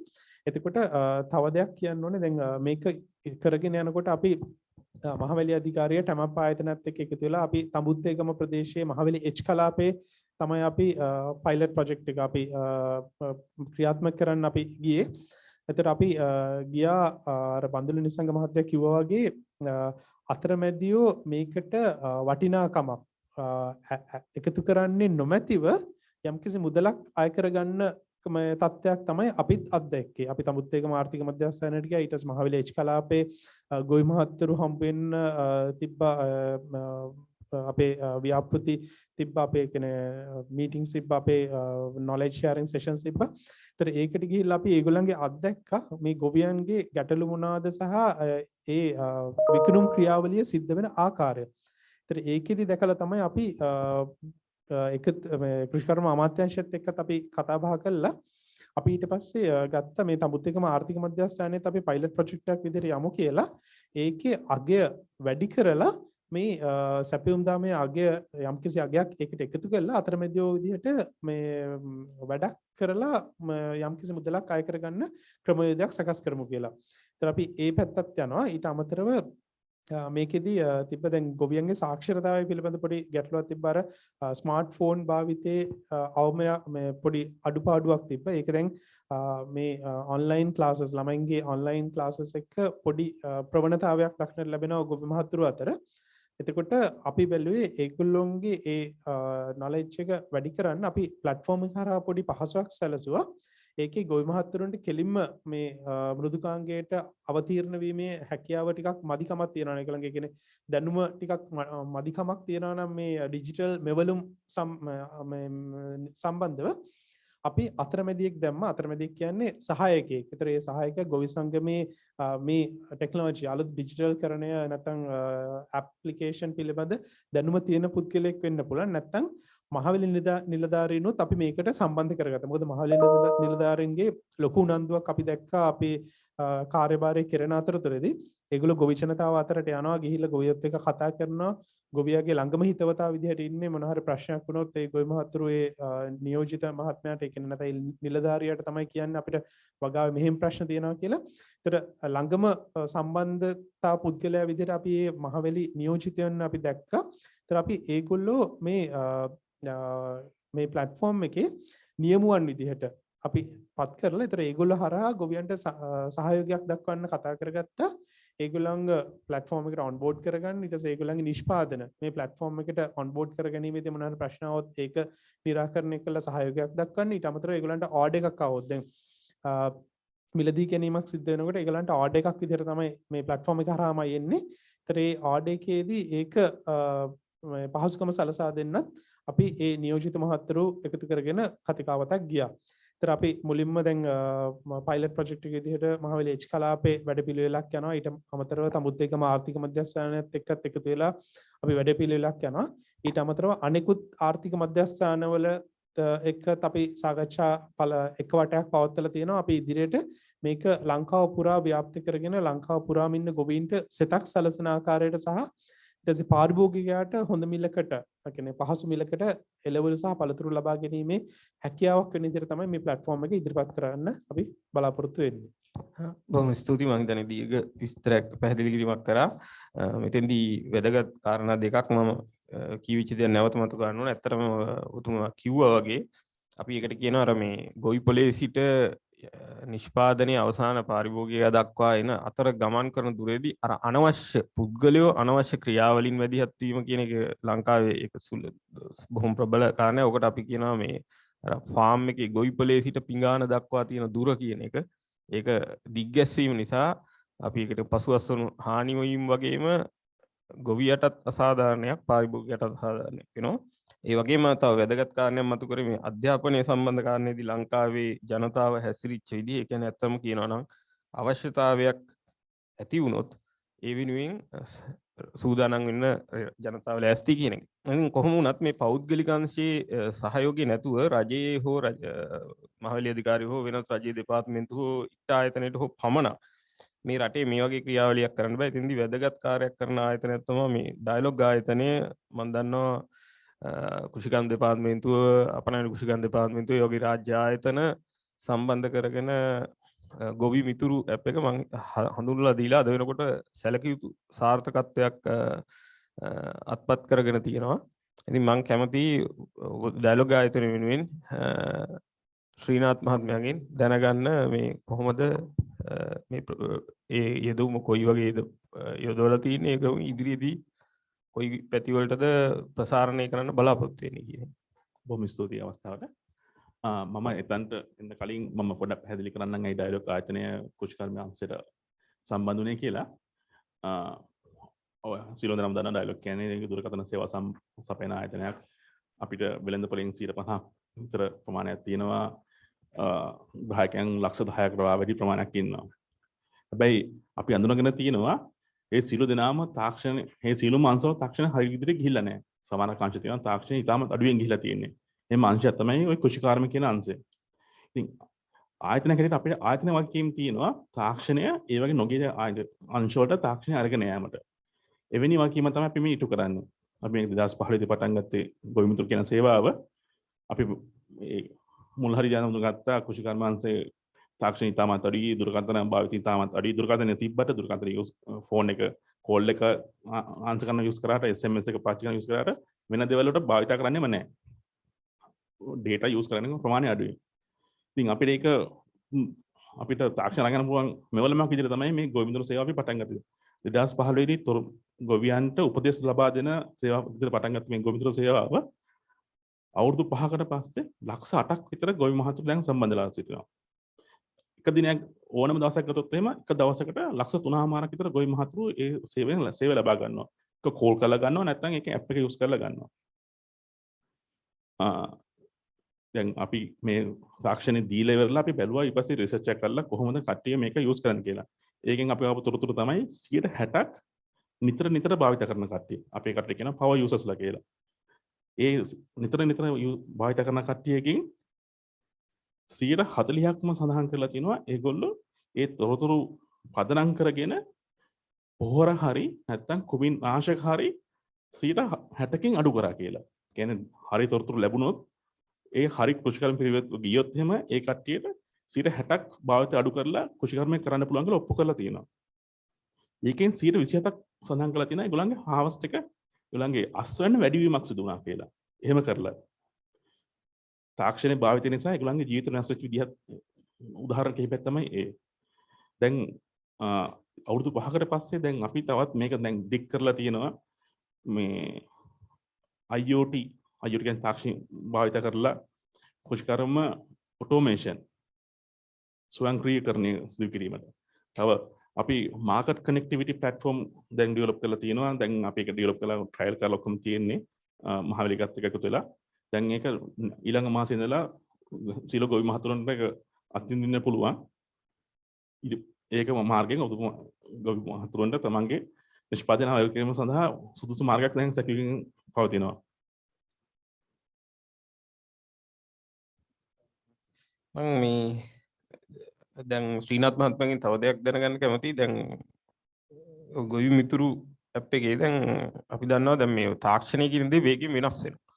දැන් උදාහරණයකට දැන් පසුගිය මේ අප්‍රේල් මාසයේ දක්වා ලංකාවේ රසායනික පොහොර සුලභව තිබුණත් රජයේ ප්‍රතිපත්තිමය තීරණයක් කරගෙන එතකොට පොහොර ආනයනය සීමා කරා.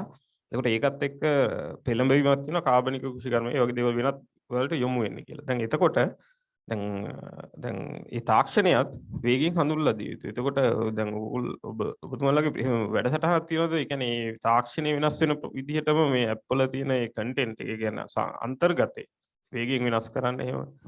ඔව්. අපි මේකද ඔය පොහොර ගැටලුව පටන් ගත්ත දවසේම අපි කෘෂිකර්ම දෙපාර්තමේන්තුව සම්බන්ධ වෙලා ඒකට විසඳුමක් ලෙස අලුත් සර්විස් එක පටන් ගත්තා කාබනික පොහොර වලින් කොහොමද කෘෂිකර්මය කරන්න කියලා. අපි ඒ සර්විස් එක පටන් ගන්න මාස 3-4ක් දැන්ට ඒක විතරක් මේ ලියාපදිංචිලා ඉන්න ගොවි මහතුරු ලක්ෂ 3ක් විතර. ඒක තමයි දැන්ට වැඩිම භාවිත කරන සර්විස් එක. හරි. බොහොම ස්තුතියි. අපි ඊළඟට යමු වෙනවා සෙන්ස් ඇග්‍රෝ ආයතනයේ මිල ඇලෙක්සැන්ඩර් මහත්මයාට. දැන් ඔබතුමාලගේ ඔය සෙන්ස් ඇග්‍රෝ ඒ යෙදවුමින් කරන කාර්ය පැහැදිලි කරන ගමන් මම හිතන්නේ මම අනිත් මහත්තුරුගේ අහපු දෙයටම තමයි ඔබතුමාට යොමු කරන් තියෙන්නේ සම්බන්ධ පැහැදිලි කිරීමක් කරන්න කියලා ඉල්ලා සිටිනවා. අනිවාර්යයෙන්ම මිස්ටර් හැමෝටම සුබෝදය ඇසනක්. දැන් අපේ යුතුයකම වෙලා තියන්නේ මහාවලි අතෝරිටියත් තමප් ආයතනත් එක්ක එකතු වෙලා දැන් මෙතන කතා කරපු දත්ව ඒක හැමතැනම තියෙනවා. ෆාමර්ස් ගාව තියෙනවා.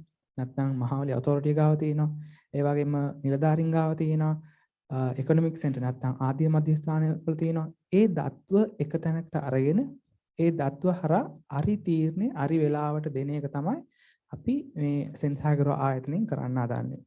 අරි වෙලාවට කියන්නේ ඒක ගොවියන්ට විතරක් නෙමෙයි මහාවලි අතෝරිටියට මොකක්ද අපි දෙන්න ඕනේ ඒ හරහා මහාවලි අතෝරිටිය මොන වගේ තීරණයක්ද අරගෙන ගොවියන්ට දෙන්නේ. ඒ වගේ නිලධාරීන් මොන වගේ තීරණද ගන්න ඕනේ. ඒ වගේ දේවල් අරි වෙලාවට කලින් ඒ තීරණවල් ගන්න උදව් කරන එක තමයි සෙන්ස් ඇග්‍රෝ ආයතනයෙන් කරන්න හදන්නේ.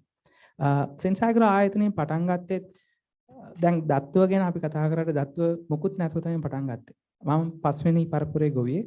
මගේ තාත්තා ගොවියා, මගේ සීයාත් ගොවියෙක්. මං කවදාවත් දැකලා නැහැ මගේ තාත්තා අස්වැන්නක් ප්‍රොෆිට් එකක් අරන් එනවා. අවුරුදු 30ක් ප්‍රොෆිට් එකක් අරන් යනවා මම දැකලා නැහැ.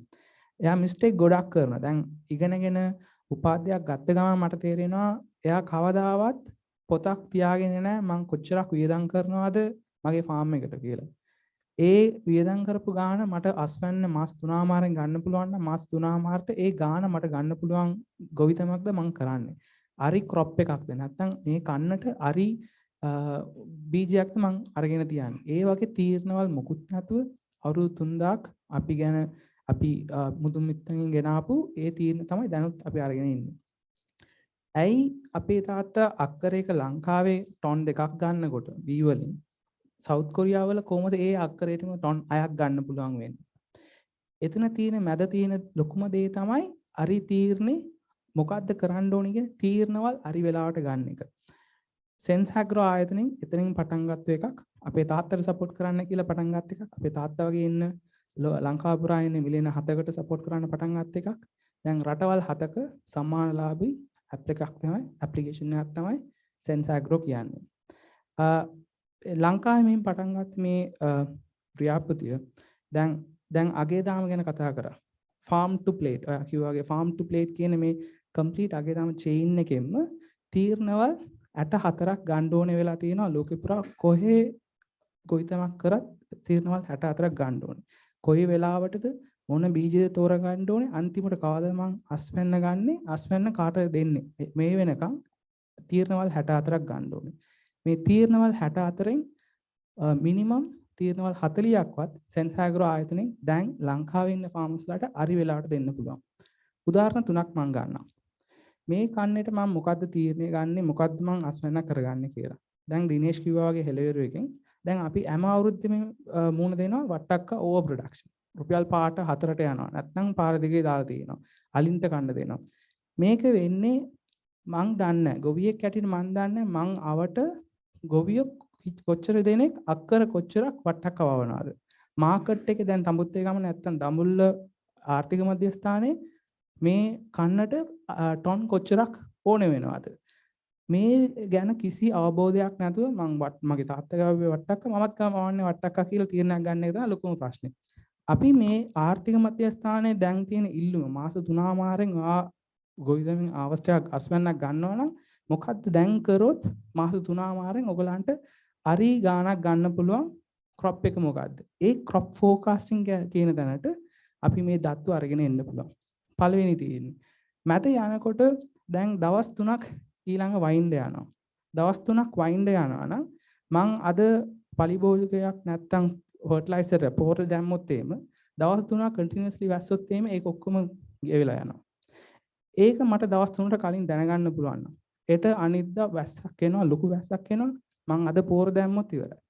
ඒ තීරණය මං දවස් 3ක් පව් කරලා කරගන්න ඕනේ. මේ තීරණ හරි වෙලාවට මට දැනගන්න පුළුවන් නම් දහස් ගණක් මට අපතේ යාම වළක්වා ගන්න පුළුවන්. අන්තිමට තඹුද්දේ ගමේ උදේ 6ට එට මොකද්ද ගාන කැරට් වලට අද මං ආවස්ට් කරොත් එට හරි වෙලාවට මේක ගෙනිච්චොත් මට හොඳ ලාභයක් ගන්න පුළුවන්ද? දවස් දෙකක් පව් කරලා ආවස්ට් කරොත් මට හොඳ ලාභයක් ගන්න පුළුවන්ද? මේ වගේ අගය තුල තියෙන හැම චේන් එකේ තියෙන ෆාම් ටු ප්ලේට් එකටම අපිට ඇඩ්වයිස් එක හරි වෙලාවට දෙන්න පුළුවන් නම් දත්වහරා දෙන්න පුළුවන් නම් තීරණේ ඒක තමයි ස්මාර්ට් ෆාමින් කියන්නේ. ඒක මොබයිල් ෆෝන් යූස් කරන එක ඕ ඩ්‍රෝන තාක්ෂණය යූස් කරන එක ඕ සැටලයිට් තාක්ෂණය ඒක නෙමෙයි ස්මාර්ට් ෆාමර්ස්. ස්මාර්ට් ෆාමින් කියන්නේ ෆාමර් කෙනෙක් ස්මාර්ට් තීරණ හරි වෙලාවට ගන්න එක ඒකට උදව් කරන එක තමයි මේ තඹුත්තේ ගම zone එකේ H zone එකේ එළවිරු ආයතනයත් එක්ක අපි පාර්ට්නර්ෂිප් එකේ කරගෙන යන්නේ. අපේ වැඩේ දත්ව පළවෙනි දවසේ ඉඳලා ෆාම් එකේ ගේට් වෙනකන් අපේ දත්ව හරහා ෆාමර්ට තීරණයක් ගන්න පුළුවන්. ෆාම් එකේ ගේට් එකෙන් අපි ඒම ෆාමර් ප්‍රොෆයිල් එකේ දත්ව අරගෙන එළවිරු ආයතනයට දෙනවා. එතනින් මොකක්ද වෙන්නේ? කාටද මේ විකුණන්නේ? කොහොමද මොන ගාණේද විකුණන්න ඕනේ? තෝරගන්නේ කාවද කියන සම්පූර්ණ තීරණය එතනින් ගන්න පුළුවන්. අපි කම්ප්ලීට් ලූප් එකක් සර්කල් එකක් මෙතනින් ක්ලෝස් කරන්න බලාපොරොත්තු වෙනවා. Thank you. මම හිතන්නේ මේ මිල මහත්මයා ඉතාම හොඳ කරුණු කීපයක් වේ අතරින් මම මේ නැවත මතක ඒ කියන්නේ මතු කරගන්න කැමති එකක් තියෙනවා මේ දත්ත මත පදනම් වෙලා තීරණ ගන්න එක. අපි ඔක ඉංග්‍රීසියෙන් කියනකොට කියනවා මේ data driven decision making කියලා. මේක දැන් ලංකාවේ කෘෂිකර්මය තුල අවාසනාවකට නැති දෙයක් ඒ කියන්නේ මේවකට නැති දෙයක් එකක් data driven decision making වෙන්න විදිහක් නෑ. අර මේ අපේ වසන්ත මහත්මයා කිව්වා වගේ මේ dataත් වැරදි. එතකොට වැරදි දත්ත උඩ කොහොමත් correct decision එකක් එන්නේ නැහැ. ඒ වගේම තව වැදගත් කාරණයක් මතු කරා මේ record keeping කියන එක. වාර්තා පවත්වා ගැනීම. ඉතින් මම හිතන්නේ මේ තායිලන්තයේ කෘෂිකර්මය එක්තරා අවධියක විශාල පරිවර්තනයක් කරා. ඒ රටේ කාන්තාවන්ට අකුරු ලියන්න බැරි අයට මේ අර ගණන් හිලව් පොතේ ලියලා තියාගන්න ඉගෙනීමෙන්. ඉතින් මේ වගේ දේවල් ඊටම වැදගත් සහ මේ දාමයේ තුල තියෙන පියවර හඳුනාගෙන මේ පියවරෙන් විශාල ප්‍රමාණයක් උතුම්ලා කව කරන්න ආවරණය කරනවා වගේම ආයතන අතර එකතු වෙලා කටයුතු කිරීම මම හිතන්නේ ඒක බොහොම ඉදිරි පියවරක් හැටියට සඳහන් කරමින් මම යොමු වෙන්න කැමතියි මේ සෙලාට ආයතනය වෙනුවෙන් මෙතන පැමිණලා ඉන්න දිනේෂ් දෙනිපිටිය මහත්මයාට. එතුමාන්ටත් මම ඒ කරුණම තමයි යොමු කරන්නේ පැහැදිලි කිරීම. බොහොම ස්තුතියි. මුලින්ම මේ හැමෝටම සුබ උදෑසනක් කියලා ප්‍රාර්ථනා කරනවා. පළවෙනියෙන්ම ගොඩක්ම ස්තුතිවන්ත වෙනවා මේ වගේ ප්‍රොජෙක්ට් එකක් ටාමැප් ආයතනය EU එකේ. එතකොට මහවැලිය අධිකාරියත් එකතු වෙලා මේක පවත්වන්න කටයුතු කරන එකට විශේෂයෙන්ම ඒක ගොඩාක් ලොකු පහසුවක් වෙනවා අපි වගේ ආයතන වලට. උදාහරණයක් විදිහට දැන් ඒ ගොවි මහත්තුරුන්ට නැත්නම් අපි කියන්නේ ස්ටේක් හෝල්ඩර්ස්ලා ගොවි මහත්තුරු එල්තොර වෙළඳ ආයතන වලට අනිකුත් ආයතන වලට යනකොට අපි පෞද්ගලික ආයතනයක් විදිහට තනියෙන් යනවට වඩා ඒ ආයතන සමග අපි සම්බන්ධ බව පැහැදිලි කරමින් යනකොට අපිට ඒක ගොඩු ලොකු පහසුවක් වෙනවා. ඉතින් ඒකට මම ගොඩක් ස්තුතිවන්ත වෙනවා. ඒක හොඳ ඉනිෂියේටිව් එකක් මේ ලංකාවේ මේක මේ වැඩ කරන මට්ටමට ගන්න අපිට ලොකු පහසුවක් වෙයි කියලා මම හිතනවා මුලින්ම. ඒ වගේම මගේ මේ අපේ ප්‍රොඩක්ට් එක ගැන කියන්න කලින් මම පොඩි දෙයක් කියන්නම්. දැන් දල දේශීය ආදායම ගත්තොත් රටේ ගිය අවුරුද්දේ ඇමරිකානු ඩොලර් බිලියන 80ක වගේ ප්‍රමාණයක් තමයි තියෙන්නේ. එතකොට ඉස්සර නම් අපි ඉගෙන ගන්න කාලේ පොඩි කාලේ අපේ ඇග්‍රිකල්චර් සෙක්ටර් එකෙන් 11%ක් 15% කියලා අපි අහලා තියෙනවා. නමුත් දැන් 8.3ක් වගේ තමයි දැන් ඒකෙන් එන්නේ මේ කෘෂිකර්මාන්තයෙන්. එතකොට අපි ගණන් හදලා බැලුවොත් ඒක ඇමරිකානු ඩොලර් බිලියන 6.5කට ආසන්න ප්‍රමාණයක්. එතකොට තේරෙනවා ඇති කොච්චර වැදගත්ද කියන එක මේ අපි කරන වැඩේ හැමෝම එකතු වෙලා. මොකද දැන් හැමෝම ටුවරිසම් ගැන කතා කරනවානේ. ටුවරිසම් එකිනුත් එන්නේ හොඳටම රන් වෙනකොට බිලියන 4ක් 5ක් වගේ තමයි ඇමරිකන් ඩොලර්. මම කියන්නේ ඒක අවශ්‍ය නැහැ කියන එක නෙමෙයි. ඒකත් ඒ හා සමාන වැදගත්කමක් තියෙනවා මේ කෘෂිකර්මාන්තයට කියන එක තමයි මම පැහැදිලි කරන්න උත්සාහ කරන්නේ. ඉතින් ඒකත් එක්කම අපි ගත්තොත් මම ප්‍රොඩක්ට් එක මොනවාගේද කියලා අපේ ආයතනයේ අපි සෙලාටා ටෙක් කියන අපේ ආයතනයේ නම, ඒ වගේම අපේ ප්‍රොඩක්ට් එක ඉන්නේ ඇග්‍රොබිස් කියන නමින්. එතකොට ඒකේ මොබයිල් ඇප්ලිකේෂන්ස් 4ක් මාර්ගෙන් තමයි අපි මේ සර්විස් එක දෙන්නේ. ඒකෙදී ඇප්ලිකේෂන්ස් 4 අපි හදලා තින්නේ ගොවි මහත්තයාට, ඒ වගේම වෙළඳ මහතුරුන්ට, මිලදී ගන්න වෙළඳ මහතුරුන්ට, එතකොට ඒක ට්‍රාන්ස්පෝර්ට් කරන ට්‍රාන්ස්පෝර්ටර්ට, ඒ වගේම මේ ඔක්කොම හැමෝම කළමනාකරණය කරන ඒක මැනේජ් කරන්න ඒ හා සම්බන්ධ වෙන ඒජන්තවරුන්ට අපි ඒජන්ට්ස්ලා කියලා කියන්නේ. එතකොට මම පැහැදිලි කරන්නම් ඇයි මෙහෙම අපි ඒක හදලා තියෙන්නේ කියන එක. ප්‍රධාන වශයෙන් දැන් මේ සාකච්ඡාවේ කතා වුණේ මිල පිළිබඳව. ගොවි මහත්තයාට යන වෙළඳපළ නොමැතිකම, ඒකේ තියෙන ප්‍රශ්න කතා වුණා. එතකොට අර මේ සියලු දෙනාම මේ විද්වත් මණ්ඩලයේ ඉන්න සියලු දෙනාම කිව්ව විදිහට මේ ඇප් එක හරහා වෙළඳපළ ඒ කියන්නේ අපි කියන්නේ ඉල්ලුම සැපයුම කොහොමද කියන එක අපි කල්ැතුව දැනගන්න. ඒ කියන්නේ බීජ සිටවන අවස්ථාවේ සිටලා. ඒ කියන්නේ දැන් ෆාම කෙනෙක් මේ ගොවි මහත්තයෙක් මේකට ලියාපදිංචි වෙනකොට අපි ඒ ගොවි මහත්තයාගේ සියලුම දත්ත ගන්නවා. ඒකේ විශේෂයෙන්ම සඳහන් කරන්න ඕනේ නිවැරදි දත්ත ගන්නවා. ඒතර මේ නිවැරදි දත්ත ගන්න තමයි අපි ක්‍රියාමාර්ග කීපයක් කරන් තියෙනවා. එකක් නෙමෙයි. එකක් ඇවිල්ලා ඒජන්තවරු. එතකොට ඒගොල්ලෝ මේ ෆීල්ඩ් එකට යනවා. ගොවි මහත්තයව හම්බ වෙනවා, කතා කරනවා. එතකොට එතනින් අපි බලාපොරොත්තු වෙනවා නිවැරදි තොරතුරු කියන එක. ඒ වගේම අපි පැය 24 පුරාම ක්‍රියාත්මක වන මේ කෝල් සෙන්ටර් එකක් අපි දැන් මේ ඩයලොග් ආයතනෙත් මහත්මයෙක් ඉන්න. ඒගොල්ලන්ට තියෙනවානේ කෝල් සෙන්ටර් තියෙන මිනිස්සු කතා කරලා ඕන වෙලාවක තමුන්ට ප්‍රශ්නයක් තියෙනවා නම් ඕන වෙලාවක කතා ගන්න පුළුවන්. ඒක රැයද දවල්ද තමුන්ට ෆ්‍රී ටයිම් එකේ කතා කරලා ඒ දේවල් තොරතුරු ගන්න පුළුවන්. ඉතින් එහෙම හැකියාවක් තියෙනවා කෝල් සෙන්ටර් එකක් කරා. මොකද එතනදී ගොවි මහත්තයා විතරක් නෙමෙයි. අපි අර කිව්වේ සියලුම ස්ටේක් හෝල්ඩර්ස්ලා අනිත් ආයතන සහ වෙනත් ඕනම කෙනෙක්ට මොනවා හරි මේ පද්ධතියේ ප්‍රශ්නයක් ආවොත් හරි විස්තරයක් දැනගන්න ඕන නම් කතා කරලා ඒ උදව්ව ගන්න පුළුවන්. තොරතුරක් ගන්නත් පුළුවන්, උදව්වක් ගන්නත් පුළුවන්. එතකොටම අපි දන්නවා මේකේ නිවැරදිතාවයත් මේකේ තහවුරු වෙනවා.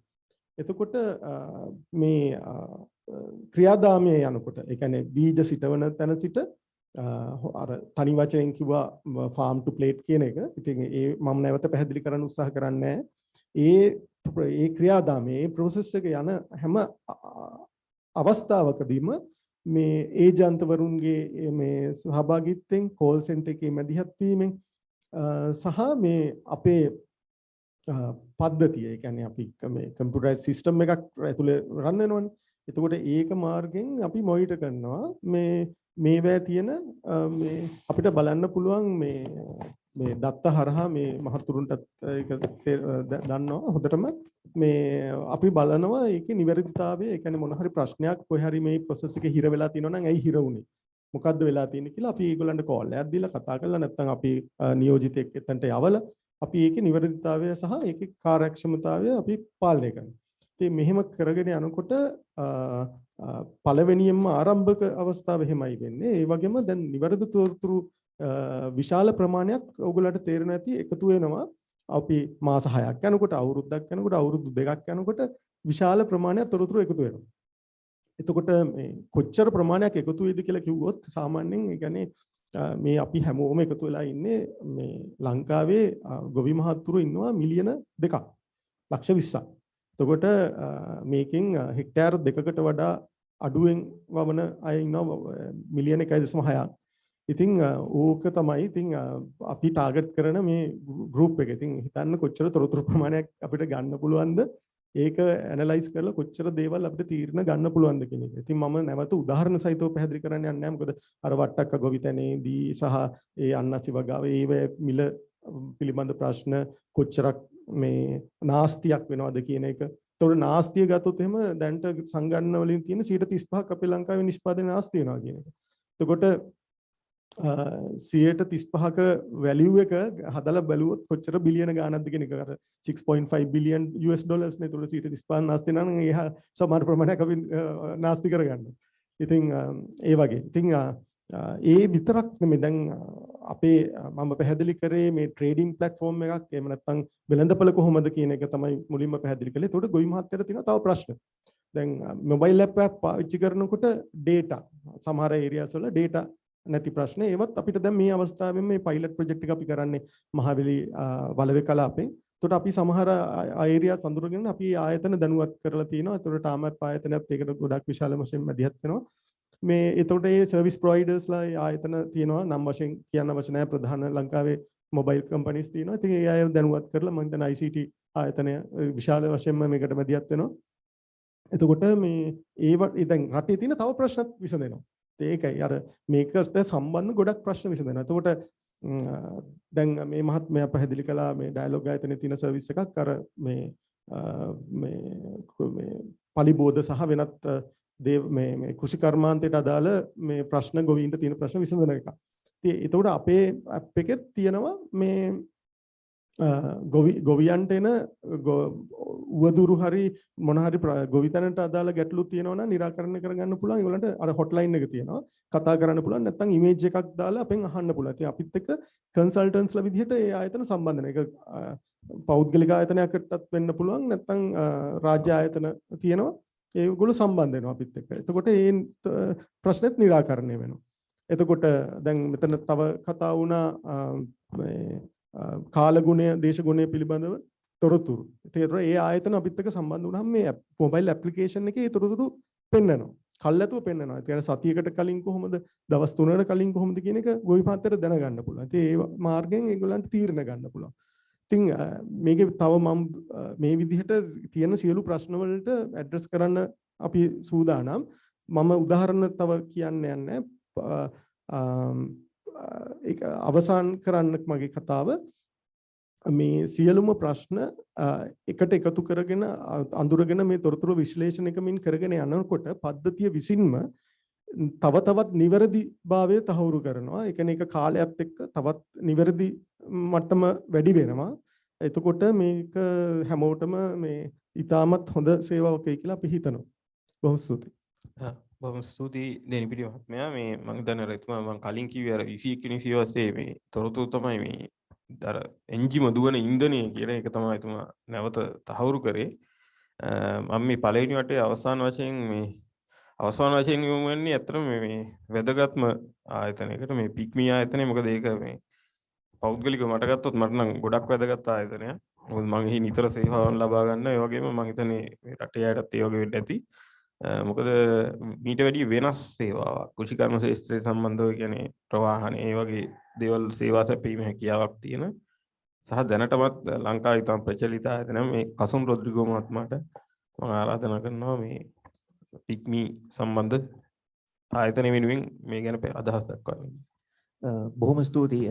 මම හිතන්නේ කාරණා කිහිපයක් කතා වුණා මේ වටය ඇතුලේ. ඉතින් ඒ කාරණා කිහිපයත් එක්ක පික්මි ආයතනයේ කොතනටද සම්බන්ධ වෙන්නේ කියන එක මම කතා කරන්නම්. මම හිතන්නේ නරඹන කට්ටිය හුඟ දෙනෙක් දන්නවා පික්මි ආයතනයෙන් මොකක්ද සිද්ධ වෙන්නේ කියලා. සරල සිද්ධාන්තය ගත්තොත් එහෙම පික්මි ආයතනය කියන්නේ සාමාන්‍යයෙන් මහ ජනතාවට තියෙන ප්‍රවාහන අවශ්‍යතාවය අඳුනගෙන මේ ඉන්න පාරිභෝගිකයා සහ රියදුරාව සම්බන්ධ කරන එක් මෙවලමක්. හැබැයි මේ මෙවලම ඇතුලේ ගොඩාක් තාක්ෂණික යෙදුම් තියෙනවා. ඒ හරහා මේ ප්‍රවාහනය හරි ලේසි වෙලා තියෙනවා. ඉතින් ඒ තියෙන තාක්ෂණික යෙදුම් මම කතා කරන්නේ නැහැ. එතනින් එහාට මම ගිහිල්ලා කතා කරන්න බලාපොරොත්තු වෙන්නේ කොහොමද අපි මේ කෘෂිකර්ම අගේදාමයට අපි සම්බන්ධ වෙන්නේ කොතනටද කියලා. එතකොට මේ කෘෂිකර්ම අගේදාමය ගැන අපි බලද්දී ඒ කියන්නේ පික්මි ආයතනයේ විදිහට අපි අපේ තියෙන වාහන කාණ්ඩ කිහිපයක්. ඒ අතරින් පික්මි ලොරිගත සේවා ඉතා ප්‍රචලිතයි. ඉතින් මේ ටික අපි මේ කාරණේ අපි බලාගෙන යද්දී අපිට කාලෙකදී පෙවුණා ඒ කියන්නේ කෘෂිකර්ම අගේදාමේ ඇතුලේ ප්‍රවාහණයට ලොකු හිඩසක් තියෙනවා ප්‍රවාහණය ඇතුලේ. ලොකු හිඩසක් එතන තියෙනවා එතන හිඩ. ඒ කියන්නේ දැන් කිහිපයකින් අපිට කතා කරන්න පුළුවන්. ඉතින් මේක ගැන අපි බලද්දි තමයි අපිට TMAP ව්‍යාපෘතියෙන් අපිට ආරාධනාවක් එන්නේ. ඉතින් ඒ අනුව අපි එතනට සම්බන්ධ වෙනවා. එතකොට අපි දැකපු ප්‍රශ්න තමයි මෙන්න මේ පොඩි ප්‍රශ්න වගේ පෙනුනට හැබැයි ඒකෙන් ලොකු අගයක් එකතු කරන්න පුළුවන් මේ ප්‍රශ්න ටික විසඳුවොත්. ඒ කියන්නේ ප්‍රධාන වශයෙන් ගත්තොත් එහෙම අපි කතා කරා ගොවි මහත්තයෙක් එයාගේ පළදාව ගත්තට පස්සේ එයාට මේ පළදාව අවසාන පාරිභෝගිකය දක්වා යවන්න ඕනේ. හැබැයි මේක යවන්නේ කොහොමද? මේක යවන්න යාට වාහනයක් ඕනේ. ඒතර පළවෙනි දේ තමයි මේ ගොවි මහත්තයාට සරිලන වාහනයක් ලැබෙයිද? ඒතර මෙයා සමහරවිට ලොකු කාලයක් වැය කරනවා ඇති එයාට අවශ්‍ය කරන වාහනයක් හොයාගන්න. පළවෙනි කාරණේ ඒක එයාගේ කාලය වැය වෙනවා සහ එයාගේ මුදල් විශාල වශයෙන් වැය වෙන්න පුළුවන්. පළවෙනි කාරණේ. ඊට පස්සේ දෙවෙනි කාරණේ විදිහට එන්නේ මෙයාට හරි ප්‍රමිතියෙන් යුතු වාහනයක් ලැබෙයි. දැන් අපි මෙතෙන්දි කතා කරා මේ පළදාවෙන් 35%ක් විනාශ වෙනවා කියලා. ඒතකොට ප්‍රවාහනය ඇතුලේ ලොකු ප්‍රමාණයක් විනාශ වෙනවා පළදාවෙන් මේ ප්‍රවාහන ක්‍රියාවලිය ඇතුලේදී. කියන්නේ අපි නිකන් ගත්තොත් එහෙනම් අපි කියනවා එළවලු කියන්නේ perishable goods කියලා. කියන්නේ තැලෙන්න පුළුවන් තක්කාලි වගේ කොළඹට ගේනකොට මේක තැලිලා ඉවර වෙන්න පුළුවන් ලොකු ප්‍රශ්න ඇති වෙනවා. ඒතකොට ප්‍රමිතියෙන් යුතු වාහනයක් ලැබෙන්න ඕනේ මේ ගොවි මහත්තයාට. අනිත් කාරණේ තමයි අපි දැක්කොත් එහෙම ගොවි මහතුරු ඉන්නවා හුඟ දෙනෙක්. ඒ කියන්නේ එයාගේ අස්වැන්න පොඩි සාමාන්‍යයෙන් පොඩි ප්‍රමාණයක් තියෙන්නේ. ඒතකොට එයාට මේ අස්වැන්න කොළඹට හරි නැත්නම් වෙන කොහේ හරි මාකට් එකකට යවනවා කියලා කියන්නේ ටිකක් ලොකු විශාල වශයෙන් වැය කරන්න වෙන මුදලක්. ඒතකොට ඒක අර එයා විකුණන්න යන මුදලත් එක්ක සාපේක්ෂව බැලුවහම එයාට පාඩුයි. එයා ඒ හින්දා ඔය කාට හරි විකුණලා දාලා නිකන් ඉන්නවා. හැබැයි අපි බැලුවොත් එහෙම කීප දෙනෙක්ට එකතු වෙලා එක ලොරියක මේක එවන්න පුළුවන් නම් අන්න එතෙන්දී අර තුන් දෙනෙක් එකතු වුණා කියලා තුන් දෙනාටම ලොකු වාසියක් එනවා ප්‍රවාහන වියදම අඩු කරගන්න පුළුවන්. ඒතකොට අපි දැක්ක මෙන්න මේ ආකාරයේ ලොකු ප්‍රශ්න කිහිපයක් තියෙනවා. අනිත් එක අපි කතා කරා දිගටම අතරමැදියෝ සම්බන්ධ වෙන එක. අර මම කියපු කාරණේ තමයි කීප දෙනෙක් එකතු වෙලා එක අතරමැදියෙක් දුන්නාට පස්සේ එයා අරන් එන එක. හැබැයි අර තුන් දෙනාට තනියෙන් එකතු වෙලා එනවා නම් අතන අර ප්‍රශ්න ඉස්සෙනවා. ඒතකොට මේ කියන ප්‍රශ්න ටික බැලුවට පස්සේ මේ ගොවි මහත්තයාට ලොකු ප්‍රශ්නයක් තියෙනවා ප්‍රවාහනයේ සම්බන්ධයෙන්. සහ සමහරවිට අපි අනිත් පැත්තෙන් ගත්තොත් එහෙම අපි දැන් මහවැලි අධිකාරිය සහ TMAP ව්‍යාපෘතියත් එක්ක එකතු වෙලා මොරගහ කන්දේ අපි පයිලට් ප්‍රොජෙක්ට් එක කරගෙන යනකොට ගොවි මහතුරුන්ගෙන් අපිට ආපු ප්‍රශ්න ටික තමයි කියන්නේ. අපි ගොවි මහතුරුන්ගෙන් හම් වෙන දේවල් ටික තමයි සමහරවිට ගොවි මහත්තයාට ලොරියක් තියෙනවා. හැබැයි මේ ලොරියෙන් ගොවි මහත්තයා කොළඹට හරි කොහේ හරි ආර්ථික මධ්‍යස්ථාන අරන් ගිහලා ආයි නිකන් තමයි ගෙදර යන්නේ. හැබැයි මේ ගොවි මහත්තයාට පුළුවන් නම් මේ ලොරියට තව හයර් එකක් අරන් ගෙදර යන්න. උදාහරණයක් විදිහට ගත්තොත් එහෙම නෝරෙලියෙන් කුරුණෑගලට එළවලු ටික අරන් ගිහිල්ලා කුරුණෑගලින් පුළුවන් නම් පොල් ටික අරන් නෝරෙලියට යන්න. එතන ඇත්තටම ප්‍රශ්නේ විසඳලා ඉවරයි. ඒ කියන්නේ එකම ලොරියේ මේ දෙකම කරගත්තා. તો ලොරියේ අර මිනිස්සයාට තියෙන පිරිවැයත් අඩුයි. මේ ගොවි මහතුරු දෙන්නටම තියෙන පිරිවැයත් අඩුයි. ඒතොර මෙන්න මේ කාරණා ටික විසඳ ගන්න පුළුවන් වෙන මෙවලමක් විදිහට තමයි අපි පික්මී ආයතන විදිහට ඉස්සරහට එන්නේ. එතකොට අපිට පුළුවන් වෙලා තියෙනවා අපේ තියෙන තාක්ෂණයත් එක්ක මේක ගොවි මහත්තයාට දුන්නට පස්සේ අවසාන පාරිභෝගිකයට එයාගේ භාණ්ඩ ටික සුරක්ෂිතව යවන්න.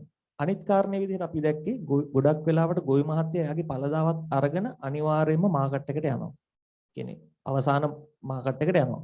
ඊට පස්සේ අපි දැක්ක එක තමයි මොරගහ කන්දේදී ගොඩක් වෙලාවට ගොවි මහත්තුරු එයාගේ මේ පළදාව අරන් ගිහිල්ලා මුළු දවසම එතන ඉඳලා තමයි එයා එන්නේ අනිත් පැත්තට.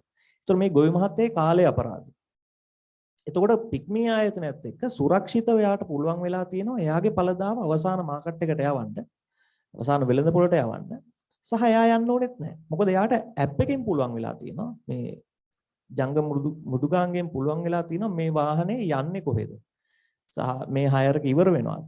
ඒ හැමදේම එයාට බලා ගන්න පුළුවන් වෙලා. ඉතින් අපි කියනවා සුරක්ෂිතව එයාට එයාගේ පළදාව අවසාන පාරිභෝගිකය දක්වා එයාට යවා ගන්න පුළුවන් වෙලා තියෙනවා අර මං කියපු කලින් කියපු ප්‍රශ්න ටිකත් මග අරගෙන. එතකොට ලොකු පිරිවැයක් ඉතුරු වෙනවා මේ ගොවි මහත්තයාට. ඒ පිරිවැය අපිට පුළුවන් අවසාන පාරිභෝගිකයටත් සහ ගොවි මහත්තයාට දෙන්නටම බෙදලා දෙන්න. එතකොට මේ ටික තමයි අපි ගොඩක් වෙලාවට මේ අපිට ආපු TMAP ව්‍යාපෘතිය සහ මාවැලි අධිකාරියත් එක්ක කරපු ව්‍යාපෘතිවල අපි ගොඩක් වෙලාවට මේ කතා කරේ මේ ගොවි මහතුරුත් එක්ක.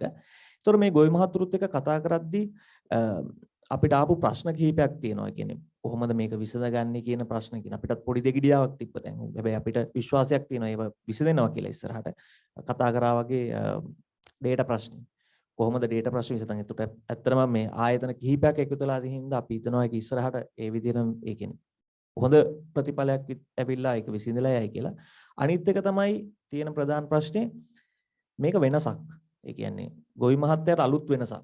දැන් මිල මහත්තයා කිව්වා වගේ අපි සාම්ප්‍රදායික කරගෙන ආපු එකෙන් කෙලින්ම අංශක 360ක් හැරෙන කතන්දරයක් තමයි මේක. ඒතකොට මේ වෙනසට අපි කැමති වේද? මොකද අපි සාමාන්‍යයෙන් ගත්තොත් එහෙම අපි මිනිස්සු විදිහට ටිකක් වෙනස් වෙන්න ටිකක් බයයි එකපාරට. ඒතකොට මේක වෙනසට කැමති වේද? සහ මේ මෘදුකාංග මිනිස්සු විශ්වාස කරයිද? එතකොට ICT ආයතන පැත්තෙන් හොඳ විසඳුමක් ආවා. ICT ආයතනේ ඉන්නේ විශ්වාසය මිනිස්සුන්ට ඇති කරන්න.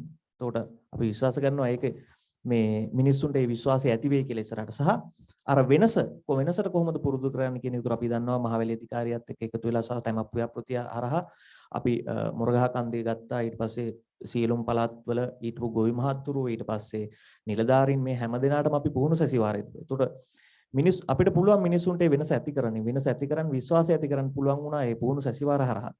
ඉතින් අපි හිතනවා ඉස්සරහට මේ ඔක්කොම එකතු වුණාට පස්සේ මේ ව්‍යාපෘතිය මේ හොඳ ප්‍රතිඵලයක් දෙයි කියලා අර කිව්වා වගේ පිරිවැය අඩු කරගෙන ඒ පිරිවැය අවසාන පාරිභෝගයක් සහ ගොවි මහත්තයාට දෙන්නටම දීලා හොඳ ප්‍රතිඵලයක් ලබා ගන්න පුළුවන් වෙයි කියලා.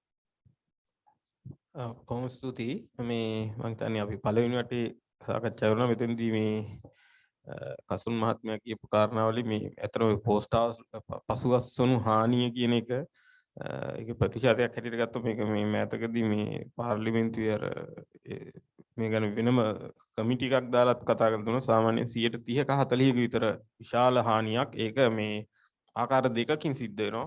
එකක් ප්‍රමාණාත්මක වෙන හානිය, අනිත් එක ගුණාත්මක වශයෙන් වෙන හානිය. මේක අඩුම 0.0ට ගේන්න බැරි වුණත් අඩු ගානේ 105ක වගේ අඩු මට්ටමකට ගේන්න පුළුවන් නම් ලංකාවේ මේ ආහාර හිඟ ප්‍රශ්නත ඇති වෙන්නේ නැහැ. ඉතින් ඊට අමතරව දැන් මම අනිත් පැත්තට යමු වෙන කලින් පොදුවේ මේ මම හිතන්නේ ඔබතුමලා කාට හරි උත්තර දෙන්න පුළුවන් මට. ඒ කියන්නේ සියලු ආයතන වෙනුවෙන් මම යම් කාරණයක් අහනවා. දැන් අපි දැන් යම් තැනකට මේ ආයතන මේ යෙදුම් හරහා ඇවිල්ලා ඉන්නවා සහ ඉදිරියටත් තව මේක ඔබතුමලා බලාපොරොත්තු ඇති මේ තව ප්‍රසාරණය කළ ඉස්සරහට ගෙනියන්න.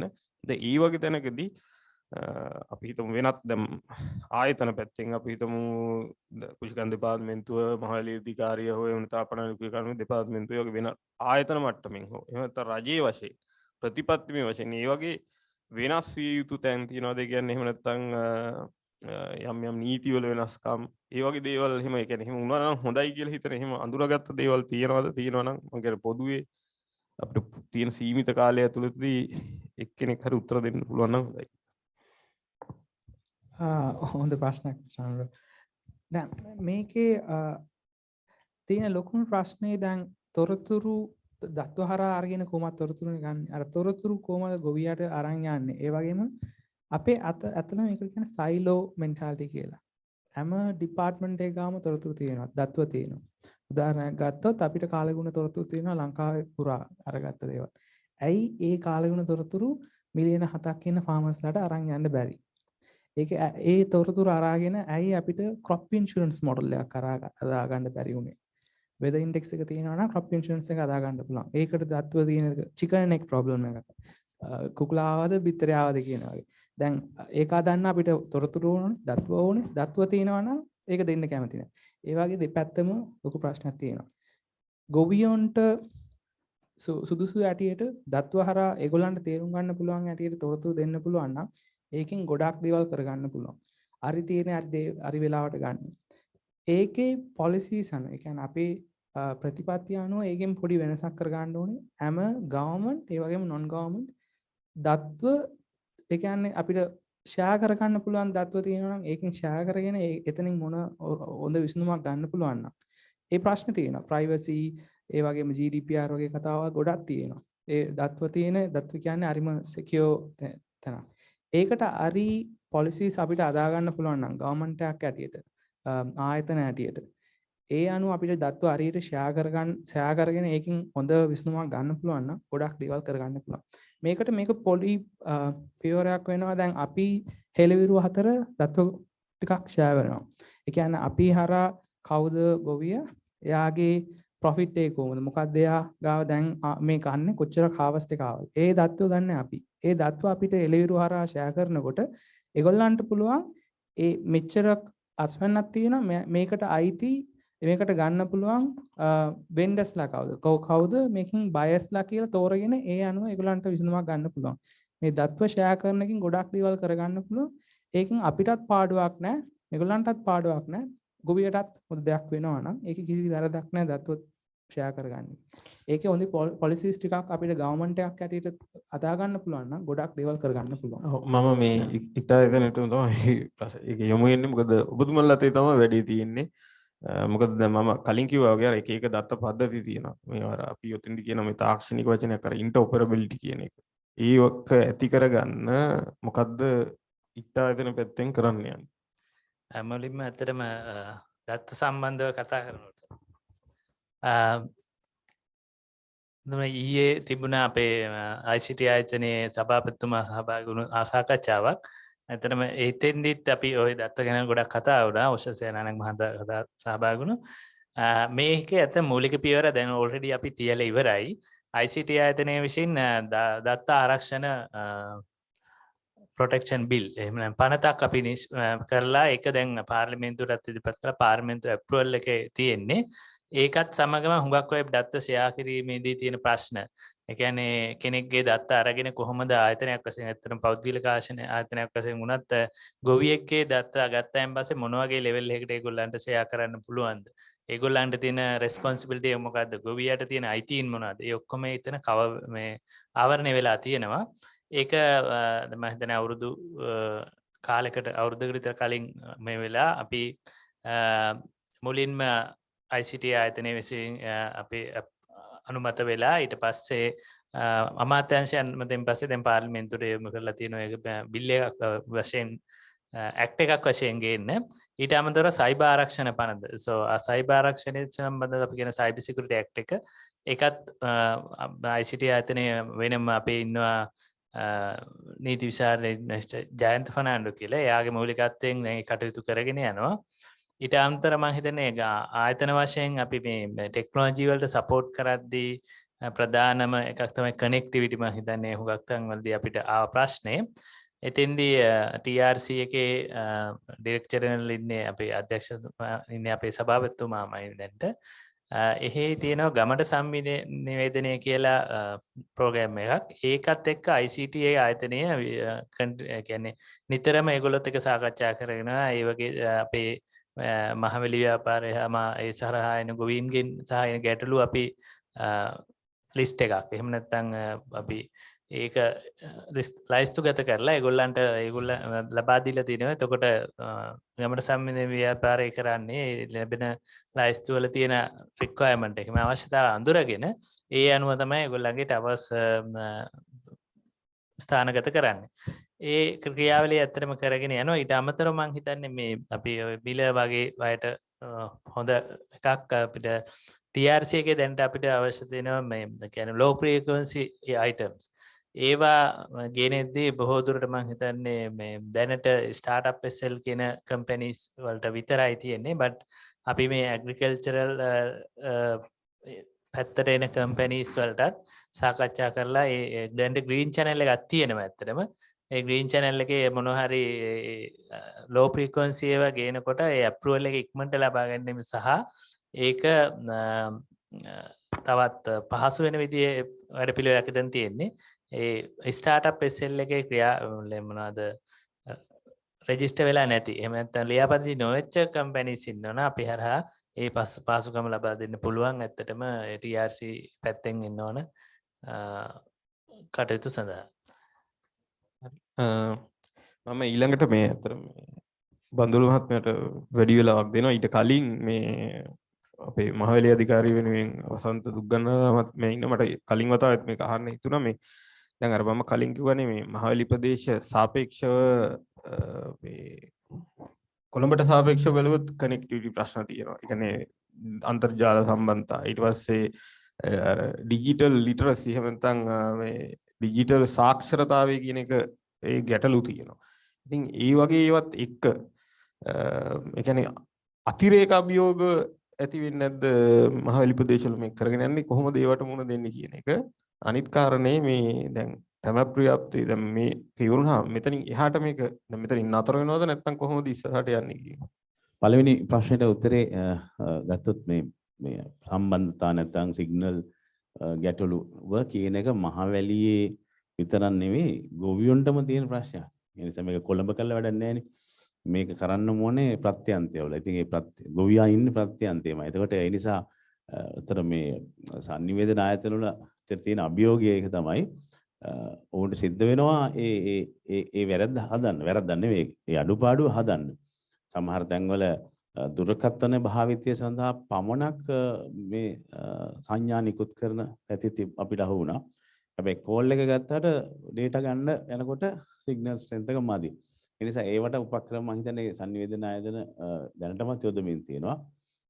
ඒක ඔබ කිව්වා වගේ අභියෝගයක්. හැබැයි ඒක හැදුන්නේ නැත්නම් රටකට මේ වැඩේ කරන්න බෑ. ඒ නිසා ඒක රටක් හැටියටම අපි සූදානම් වෙන්න ඕනේ. රාජ්‍ය ප්‍රතිපත්ති වලම තියෙන කටයුත්තන්නේ හැමෝටම මේ Wi-Fi තාක්ෂණය වගේ ඒවා දෙන ඒවා. ඒ නිසා ඒක පොලිසි පැත්තෙන් ඒවි සහ පුද්ගලික ආයතනයේ සඳහා තරකාරී ආයතන හැටියට ක්‍රියාත්මක වෙනවා.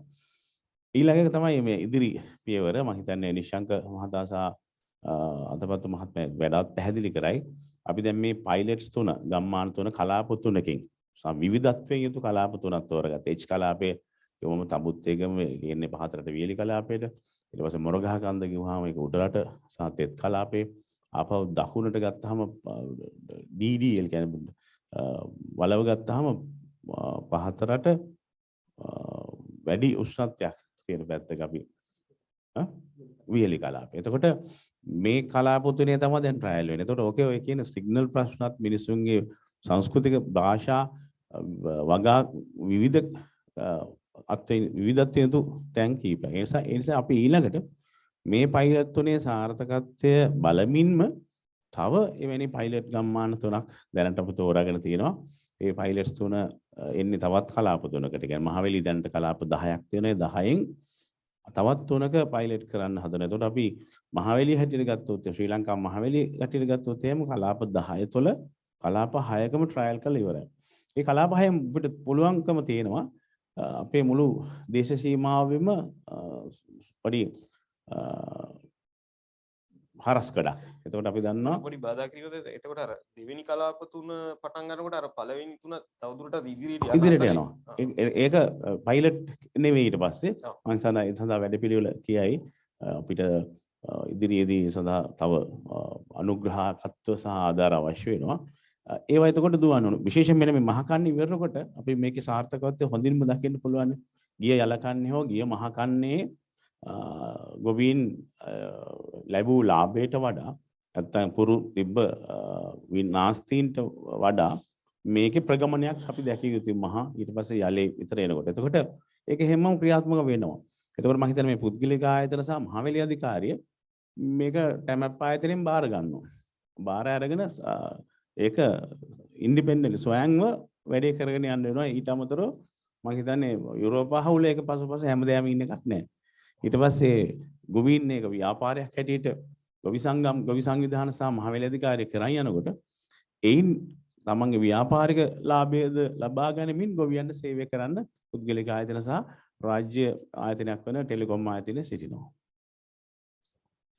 බොහොම ස්තුතියි. මම හිතන්නේ අපේ කාලේ ගොඩාක් අවසන් වෙලා තියෙන අපිට විනාඩි 10ක විතර කාලයක් ඉතුරුලා තියෙන්නේ. මම මේ නිශාංක මහත්මයාට සහ අවසාන වශයෙන් කෙටියෙන් හෝ අපේ ආචාර්ය අතපත්තු මහත්මයාට කාලය ලබා දෙන්න ඕන විනාඩි 10. ඉතින් මම නිශාංක මහත්මයාට කැමතියි දැන් යොමු කරන්න කැමතියි දැන් ඉස්සරහට දැන් ඔය මේවත් එක දැන් අපි කනින් නොයි ගැටලු ඇති වෙන්නේ නැති ඒ ගැටලු අඳුරාගත්ත ගැටලු ඒක විසඳගෙන කොහොමද ඉස්සරහට යන්නේ කියන එක ගැන පැහැදිලි කරන්න කියලා. බොහොම ස්තුතියි. මම හිතන්නේ අරුණ ඔබට පමණක් නෙමෙයි මම හිතන්නේ මේක නරඹන වැඩි දෙනෙකුටම ඇති ප්‍රශ්නයක් තමයි මේක ඇත්තටම එකපාරට මතුවෙලා නැති වෙලා යන දෙයක් දෝ කියන සැකය එන්න පුළුවන්. මොකද අපිට සමහර අය අපෙන් අහලත් තියෙනවා මොකද මේක අලුත් දෙයක් අලුත්ම වැඩක්. එතකොට මේ වගේ දෙයක තියෙන තිරසාර බව මම හිතන්නේ මෙහෙමයි. මේක අපිට දෙපැත්තකින් බලන්න පුළුවන්. පළවෙනි පැත්ත තමයි අවශ්‍යතාවය. මේක අපි මම මුලදීම සඳහන් කරා වගේ මේ අවශ්‍යතාවය නැති වුණේ නැහනේ. මේ අවශ්‍යතාවය පැහැදිලිවම මේක දැන් අනාදිමත් කාලයක ඉඳලා තියෙනවා. දැන් මේ වෙනකොට මේක ත්‍රිව වෙලා තියෙනවා. ඒ කියන්නේ මේක අවශ්‍යතාවය නැති වෙන්නේ නැහැ. අවශ්‍යතාවය උපරිම මට්ටමට ඇවිල්ලා තියෙනවා. එතකොට මේකට අවශ්‍ය යටිතල පහසුකම් වල සමහර දේවල් අවශ්‍ය මට්ටමට තියෙනවා. සමහර දේවල් හැදෙමින් පවතිනවා. එතකොට ඒ අවශ්‍ය යටිතල පහසුකමුත් මේ මතා ගොඩ නැගෙනවා. වඩාත්ම වැදගත් දෙයක් වෙලා තියෙන්නේ මේකට තියෙන ප්‍රතිපත්තිය. දැන් අර අපේ දුක්ගන්නරල මහත්මයා කිව්වා වගේ සෞභාග්‍ය දැක්මේ එක පරිච්ඡේදයක තියෙනවා ස්මාර්ට් නේෂන්. ඒ කියන්නේ සුහුරු ජාතියක්. සුහුරු ජාතියක් කියන්නේ මුළු ජාතියම ඩිජිටල් කරණය වෙලා. ඒක මුළු ජාතියම මේ ඩිජිටල් මේවා පාවිච්චි කරනවා. සමහර රටවල් තියෙනවා මුදල් පරිහරණය කරන්නේ සම්පූර්ණ මොබයිල් ඇප් එකෙන් තමයි මුදල් ගන්නේ. මුදල් කියලා જાතියක් නැහැ. කියන්නේ අපි පාවිච්චි කරන කොළ නැහැ. හරි. ඒක කෙලින්ම මොබයිල් ඇප් එකෙන් නැත්නම් ඩිජිටල් ක්‍රමෙන් තියෙන්නේ. එතකොට ඒ වගේ මේ ඩිජිටල් જાතිය. හරි ස්මාර්ට් නේෂන් සුහුරු જાතිය. එතකොට ඒක තමයි රාජ්‍ය ප්‍රතිපත්තිය. එතකොට තමයි මේ වර්තමාන රාජ්‍ය ප්‍රතිපත්තිය මම හිතන්නේ ඒක වෙනස් වෙන්න හේතුවක් තියෙනවා කියලා. එතකොට ගම්මාන ගත්තොත් එහෙම ඩිජිටල් ගම්මාන.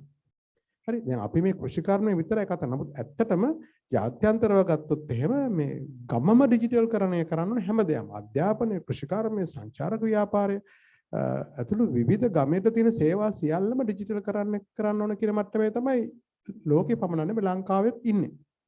ඒකට මේ කෘෂිකර්මය කියන්නේ මේකේ ඉතා කුඩා අංශයක්. අපි මේක පටන් ගත්තා. මොකද මේක පටන් ගන්න සිද්ධ වුණා මේ තියෙන වර්තමාන තත්ත්වයට. ඒ අනුව මම හිතන්නේ මේ අභියෝග ජය ගනිමින් අපි මං හිතන්නේ ඉතාමත්ම ඉක්මනින් මේක ඉදිරියට ගෙනියන්න ඕනේ. දැන් අර දුක්ගන්නරල මහත්මයා කිව්වා වගේ මං හිතන්නේ අපේ අරුණ මහත්මයා සම්බන්ධ වුණා. අපි දැන් ඉදිරි අවුරුදු තුනට සලස්ම හදලා තියෙන්නේ. අමාත්‍යාංශ තුනක් වාරි මාර්ග අමාත්‍යාංශය කියන්නේ මහවැලිය අයිති. ඒ වගේම වැවිලි කර්මාන්ත අමාත්‍යාංශය අපේ අරුණ මහත්මයා වැඩ කරන අපරණ කෘෂිකර්ම දෙපාර්තමේන්තුව අයිති.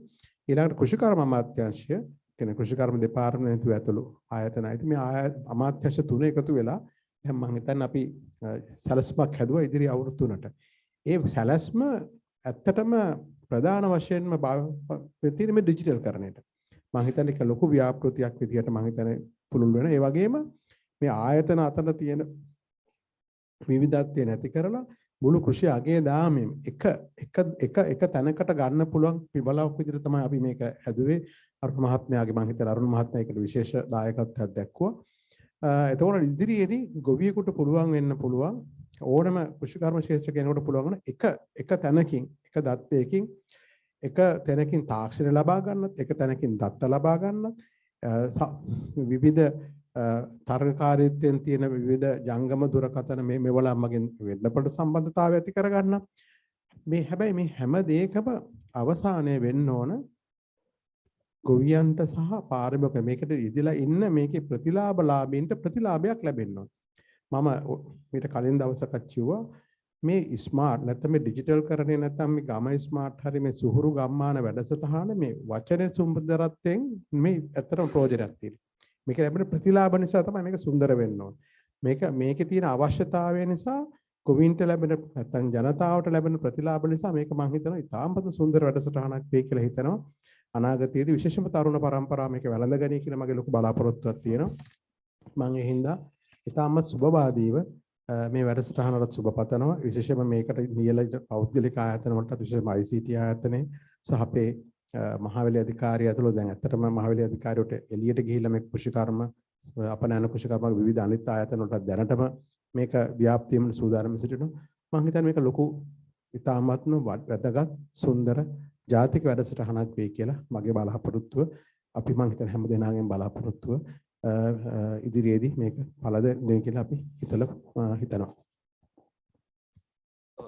බොහොම ස්තුතියි මේ අර නිශාංක මහත්මයා කියපු දේ අර ඉංග්‍රීසියෙන් කියනවා අර necessities the mother of invention කියලා කියන ඇත්තටම අවශ්‍යතාවය තියෙනවා නම් මිනිස්සු හුඟක් දේවල් අලුතෙන් හොයා ගන්නවා ඒ වගේ දේවල් කරනවා. ඉතින් ඒ වගේම මේ මම හිතන්නේ එතුම පැහැදිලි කරා අර මේ දැන් මේකේ දෙවෙනි පියවරක් යනවා නේද? එතකොට සමහරලාට මේ පෞද්ගලික අංශයේ මහත්තුරු හිතනවල එතකොට ඒ වැඩ මේ වෙනකොට සියලු දෙනා ඒක ඇත්තටම අපි ඒ කියන්නේ යෝජනාව ඇතුලේ තියෙන සියලුම පාර්ශ්ව වලට ඒක ඇතුලේ රෝල් එකක් තියෙනවා. නැතු රජයට හෝ දෙපාර්තමේන්තුවකට හෝ තනි ආයතනයකට හෝ මේ සියල්ල ගෙනියන්න නොහැකි. හැබැයි ගොවියට යනකොට ගොවියට තියෙන්නේ දැන් අපි හිතමු ආයතන 100ක් ඇවිල්ලා ඇප් 100ක් ආවොත් හරි එහෙම නැත්නම් ඒ විසඳුම් 100 ඒක පැටලී සහගත දෙයක් වෙනවා. ඒ පැටලිල්ල ලිහලා යන විදිහේ යෝජනාවක් අපි බලාගෙන ක්‍රියාත්මකයි කියලා මම ඊළඟට අවසාන වශයෙන් මෙතන ඕනම දෙයක සාර්ථකත්වයේ තියෙන්නේ කණ්ඩායමේ තියෙන නායකත්වයේ උඩ. එතකොට මෙතන මේ ටීම් එක මේ කණ්ඩායමේ නායකත්වයේ බාර අරගෙන කටයුතු කරන බොහොම අත්දැකීම් තියෙන කුෂිකම් දෙපාර්තමේන්තුවේ කලක් සේවය කරපු ආචාර්ය නිහාල් අතපත්තු මැතිතුමා ඔබතුමාට මේ අවසාන වශයෙන් මේ ගැන මොකද්ද කියන්න තියෙන්නේ සහ ඉදිරිය ගැන අදහස් දක්වමින් මේක අවසන් කරනමින් ඉල්ලා සිටිනවා.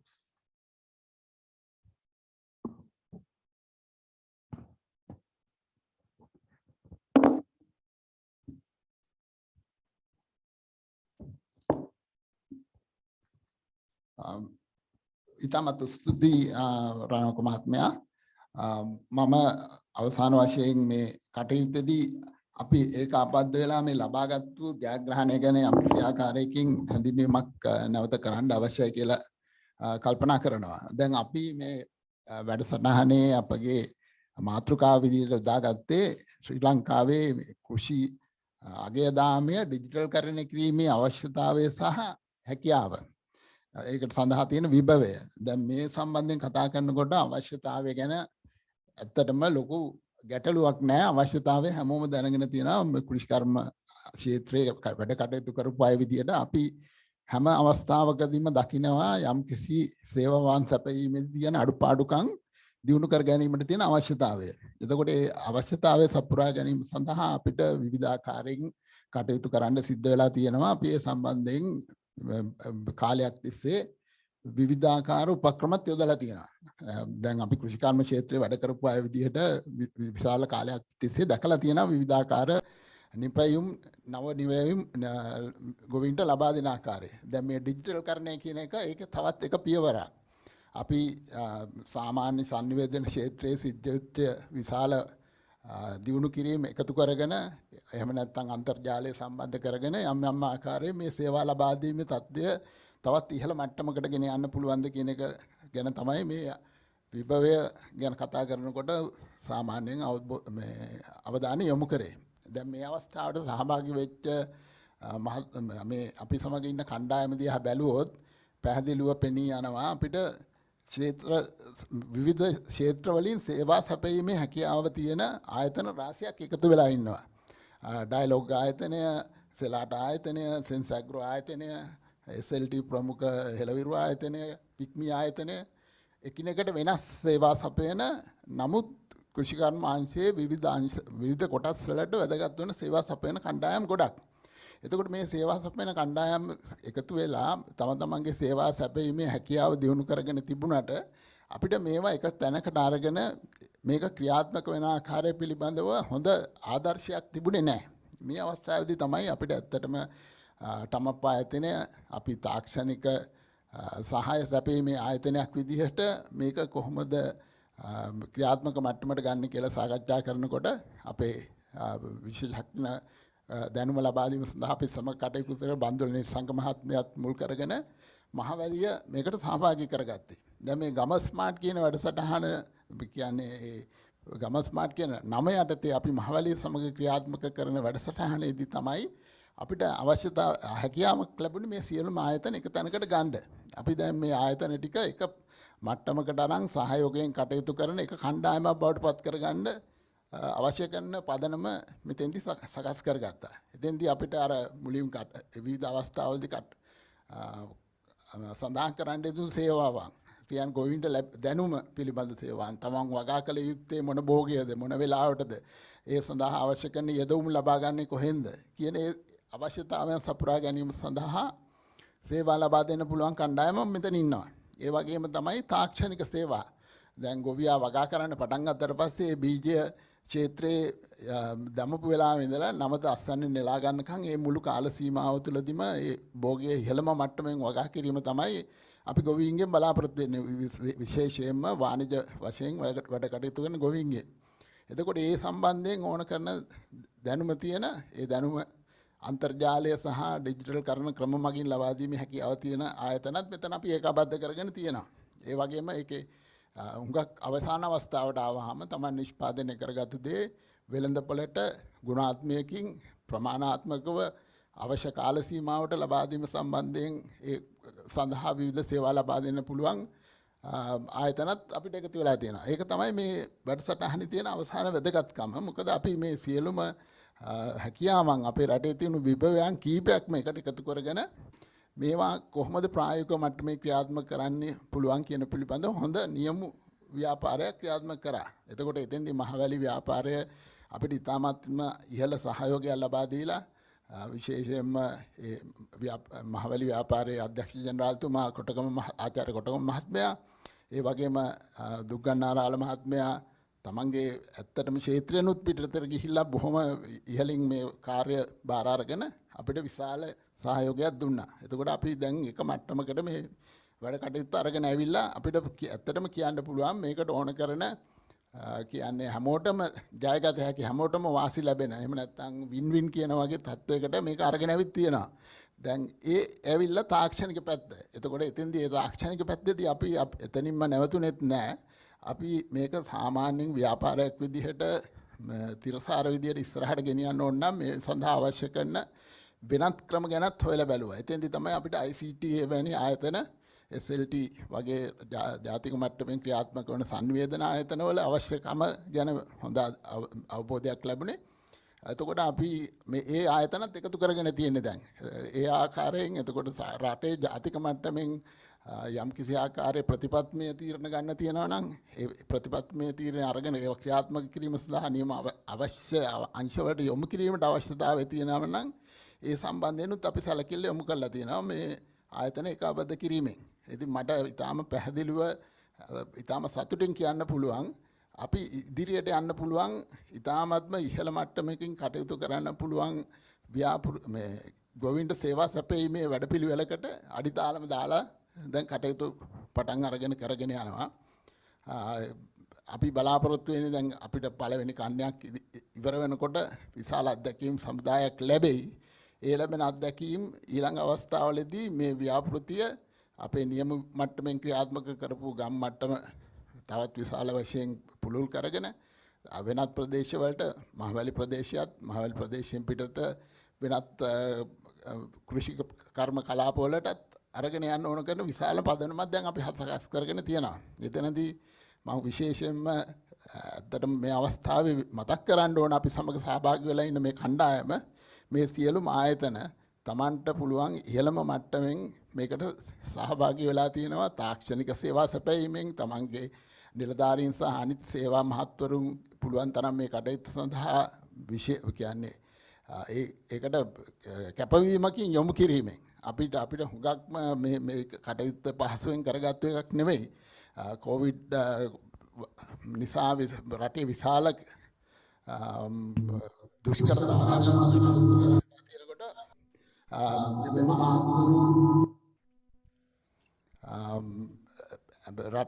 කියන්නේ රටේ වෙන කලාපවලට ගිහිල්ලා යම් Taman නොදන්න ප්‍රදේශවලට ගිහිල්ලා ඒ ස්ථානවල දවස් ගණන් ගත කරගෙන මේ පුහුණු පන්තිමාලා පවත්වලා ගොවින් සමග කටයුතු කළා, ක්ෂේත්‍ර නිලධාරීන් සමග කටයුතු කළා. ඊටාම අවදානම් කාල සීමාවකත් අපිට විශාල සහයෝගයක් ලබා දුන්නා. ඒක මම විශේෂයෙන්ම මතක් කරන්නත් ඒ සියලු දෙනාට සමග ඒ සඳහා ස්තුතිය දක්වන්නත් මේ අවස්ථාව යොදා ගන්නත් කැමතියි. මොකද අපිට පොදුවේ මේ කටයුතු කරන්න හම්බුණු එක අවස්ථාවක් නිසා. ඒ සමගම මේ ව්‍යාපෘතියේ අපි දැන් සාකච්ඡා කර පරිදි ඉදිරියේ තිරසාර භාවය පිළිබඳව විශාල විශ්වාසයකින් ඉදිරියට යන්න පුළුවන් පදනම සකස් කරගෙන තියෙනවා කියන එක තමයි මට මේ අවස්ථාවේ කියන්න තියෙන අනිත් වැදගත් පණිවිඩය. ඒ සඳහා අපි ඉදිරියේදී සියලු දෙනාමගේම සහයෝගය ලබාගෙන කටයුතු කරන්න මේ ව්‍යාපෘතියක් වශයෙන් අපි ලබා දුන්නු ආරම්භය සඳහා ඒක පදනම කරගෙන ඉදිරියට යන්න අවශ්‍ය කරන ඒ සහයෝගය ලබාගෙන කටයුතු කරන්න කියලා ඉල්ලීමකුත් සමග මගේ වචන සල්පය අවසන් කරනවා. බොහොම ස්තුතියි. මේ අපි මම හිතන්නේ අපේ කාල වේලා ඉක්ම ගිහින් තියෙන නිසා මේ වැඩසටහන අවසන් කරන්න යන්නේ. අවසන් කරන්න කලින් මට කෙටියෙන් කියන්නේ එක වචනයක් මෙතෙන්දී කියමින් මම මේක අවසන් කරන්න කැමතියි. ඇත්තටම දැන් මෙතනදී මේ රාජ්‍ය ආයතන අර්ධ රාජ්‍ය ආයතන සහ පෞද්ගලික අංශය වෙනත් ව්‍යාපෘති මේ සියලු දෙනාම එකතු වෙලා උත්සාහ කරන්නේ අර ඉහළ සිට පහළට විසඳුම් ඒ කියන්නේ විසඳුම් ලබා දෙන්නේ. ඒ වගේම හැබැයි මම මේ රටේ ඉන්න ගොවි ජනතාවගේ මම දන්නවා ඒගොල්ලන්ගේ දරුවෝ තාක්ෂණික වශයෙන් සමහරට අපිට වැඩිය අපේ දරුවෝ සුහුරු හසුරවනවා මේ වගේ දේවල්.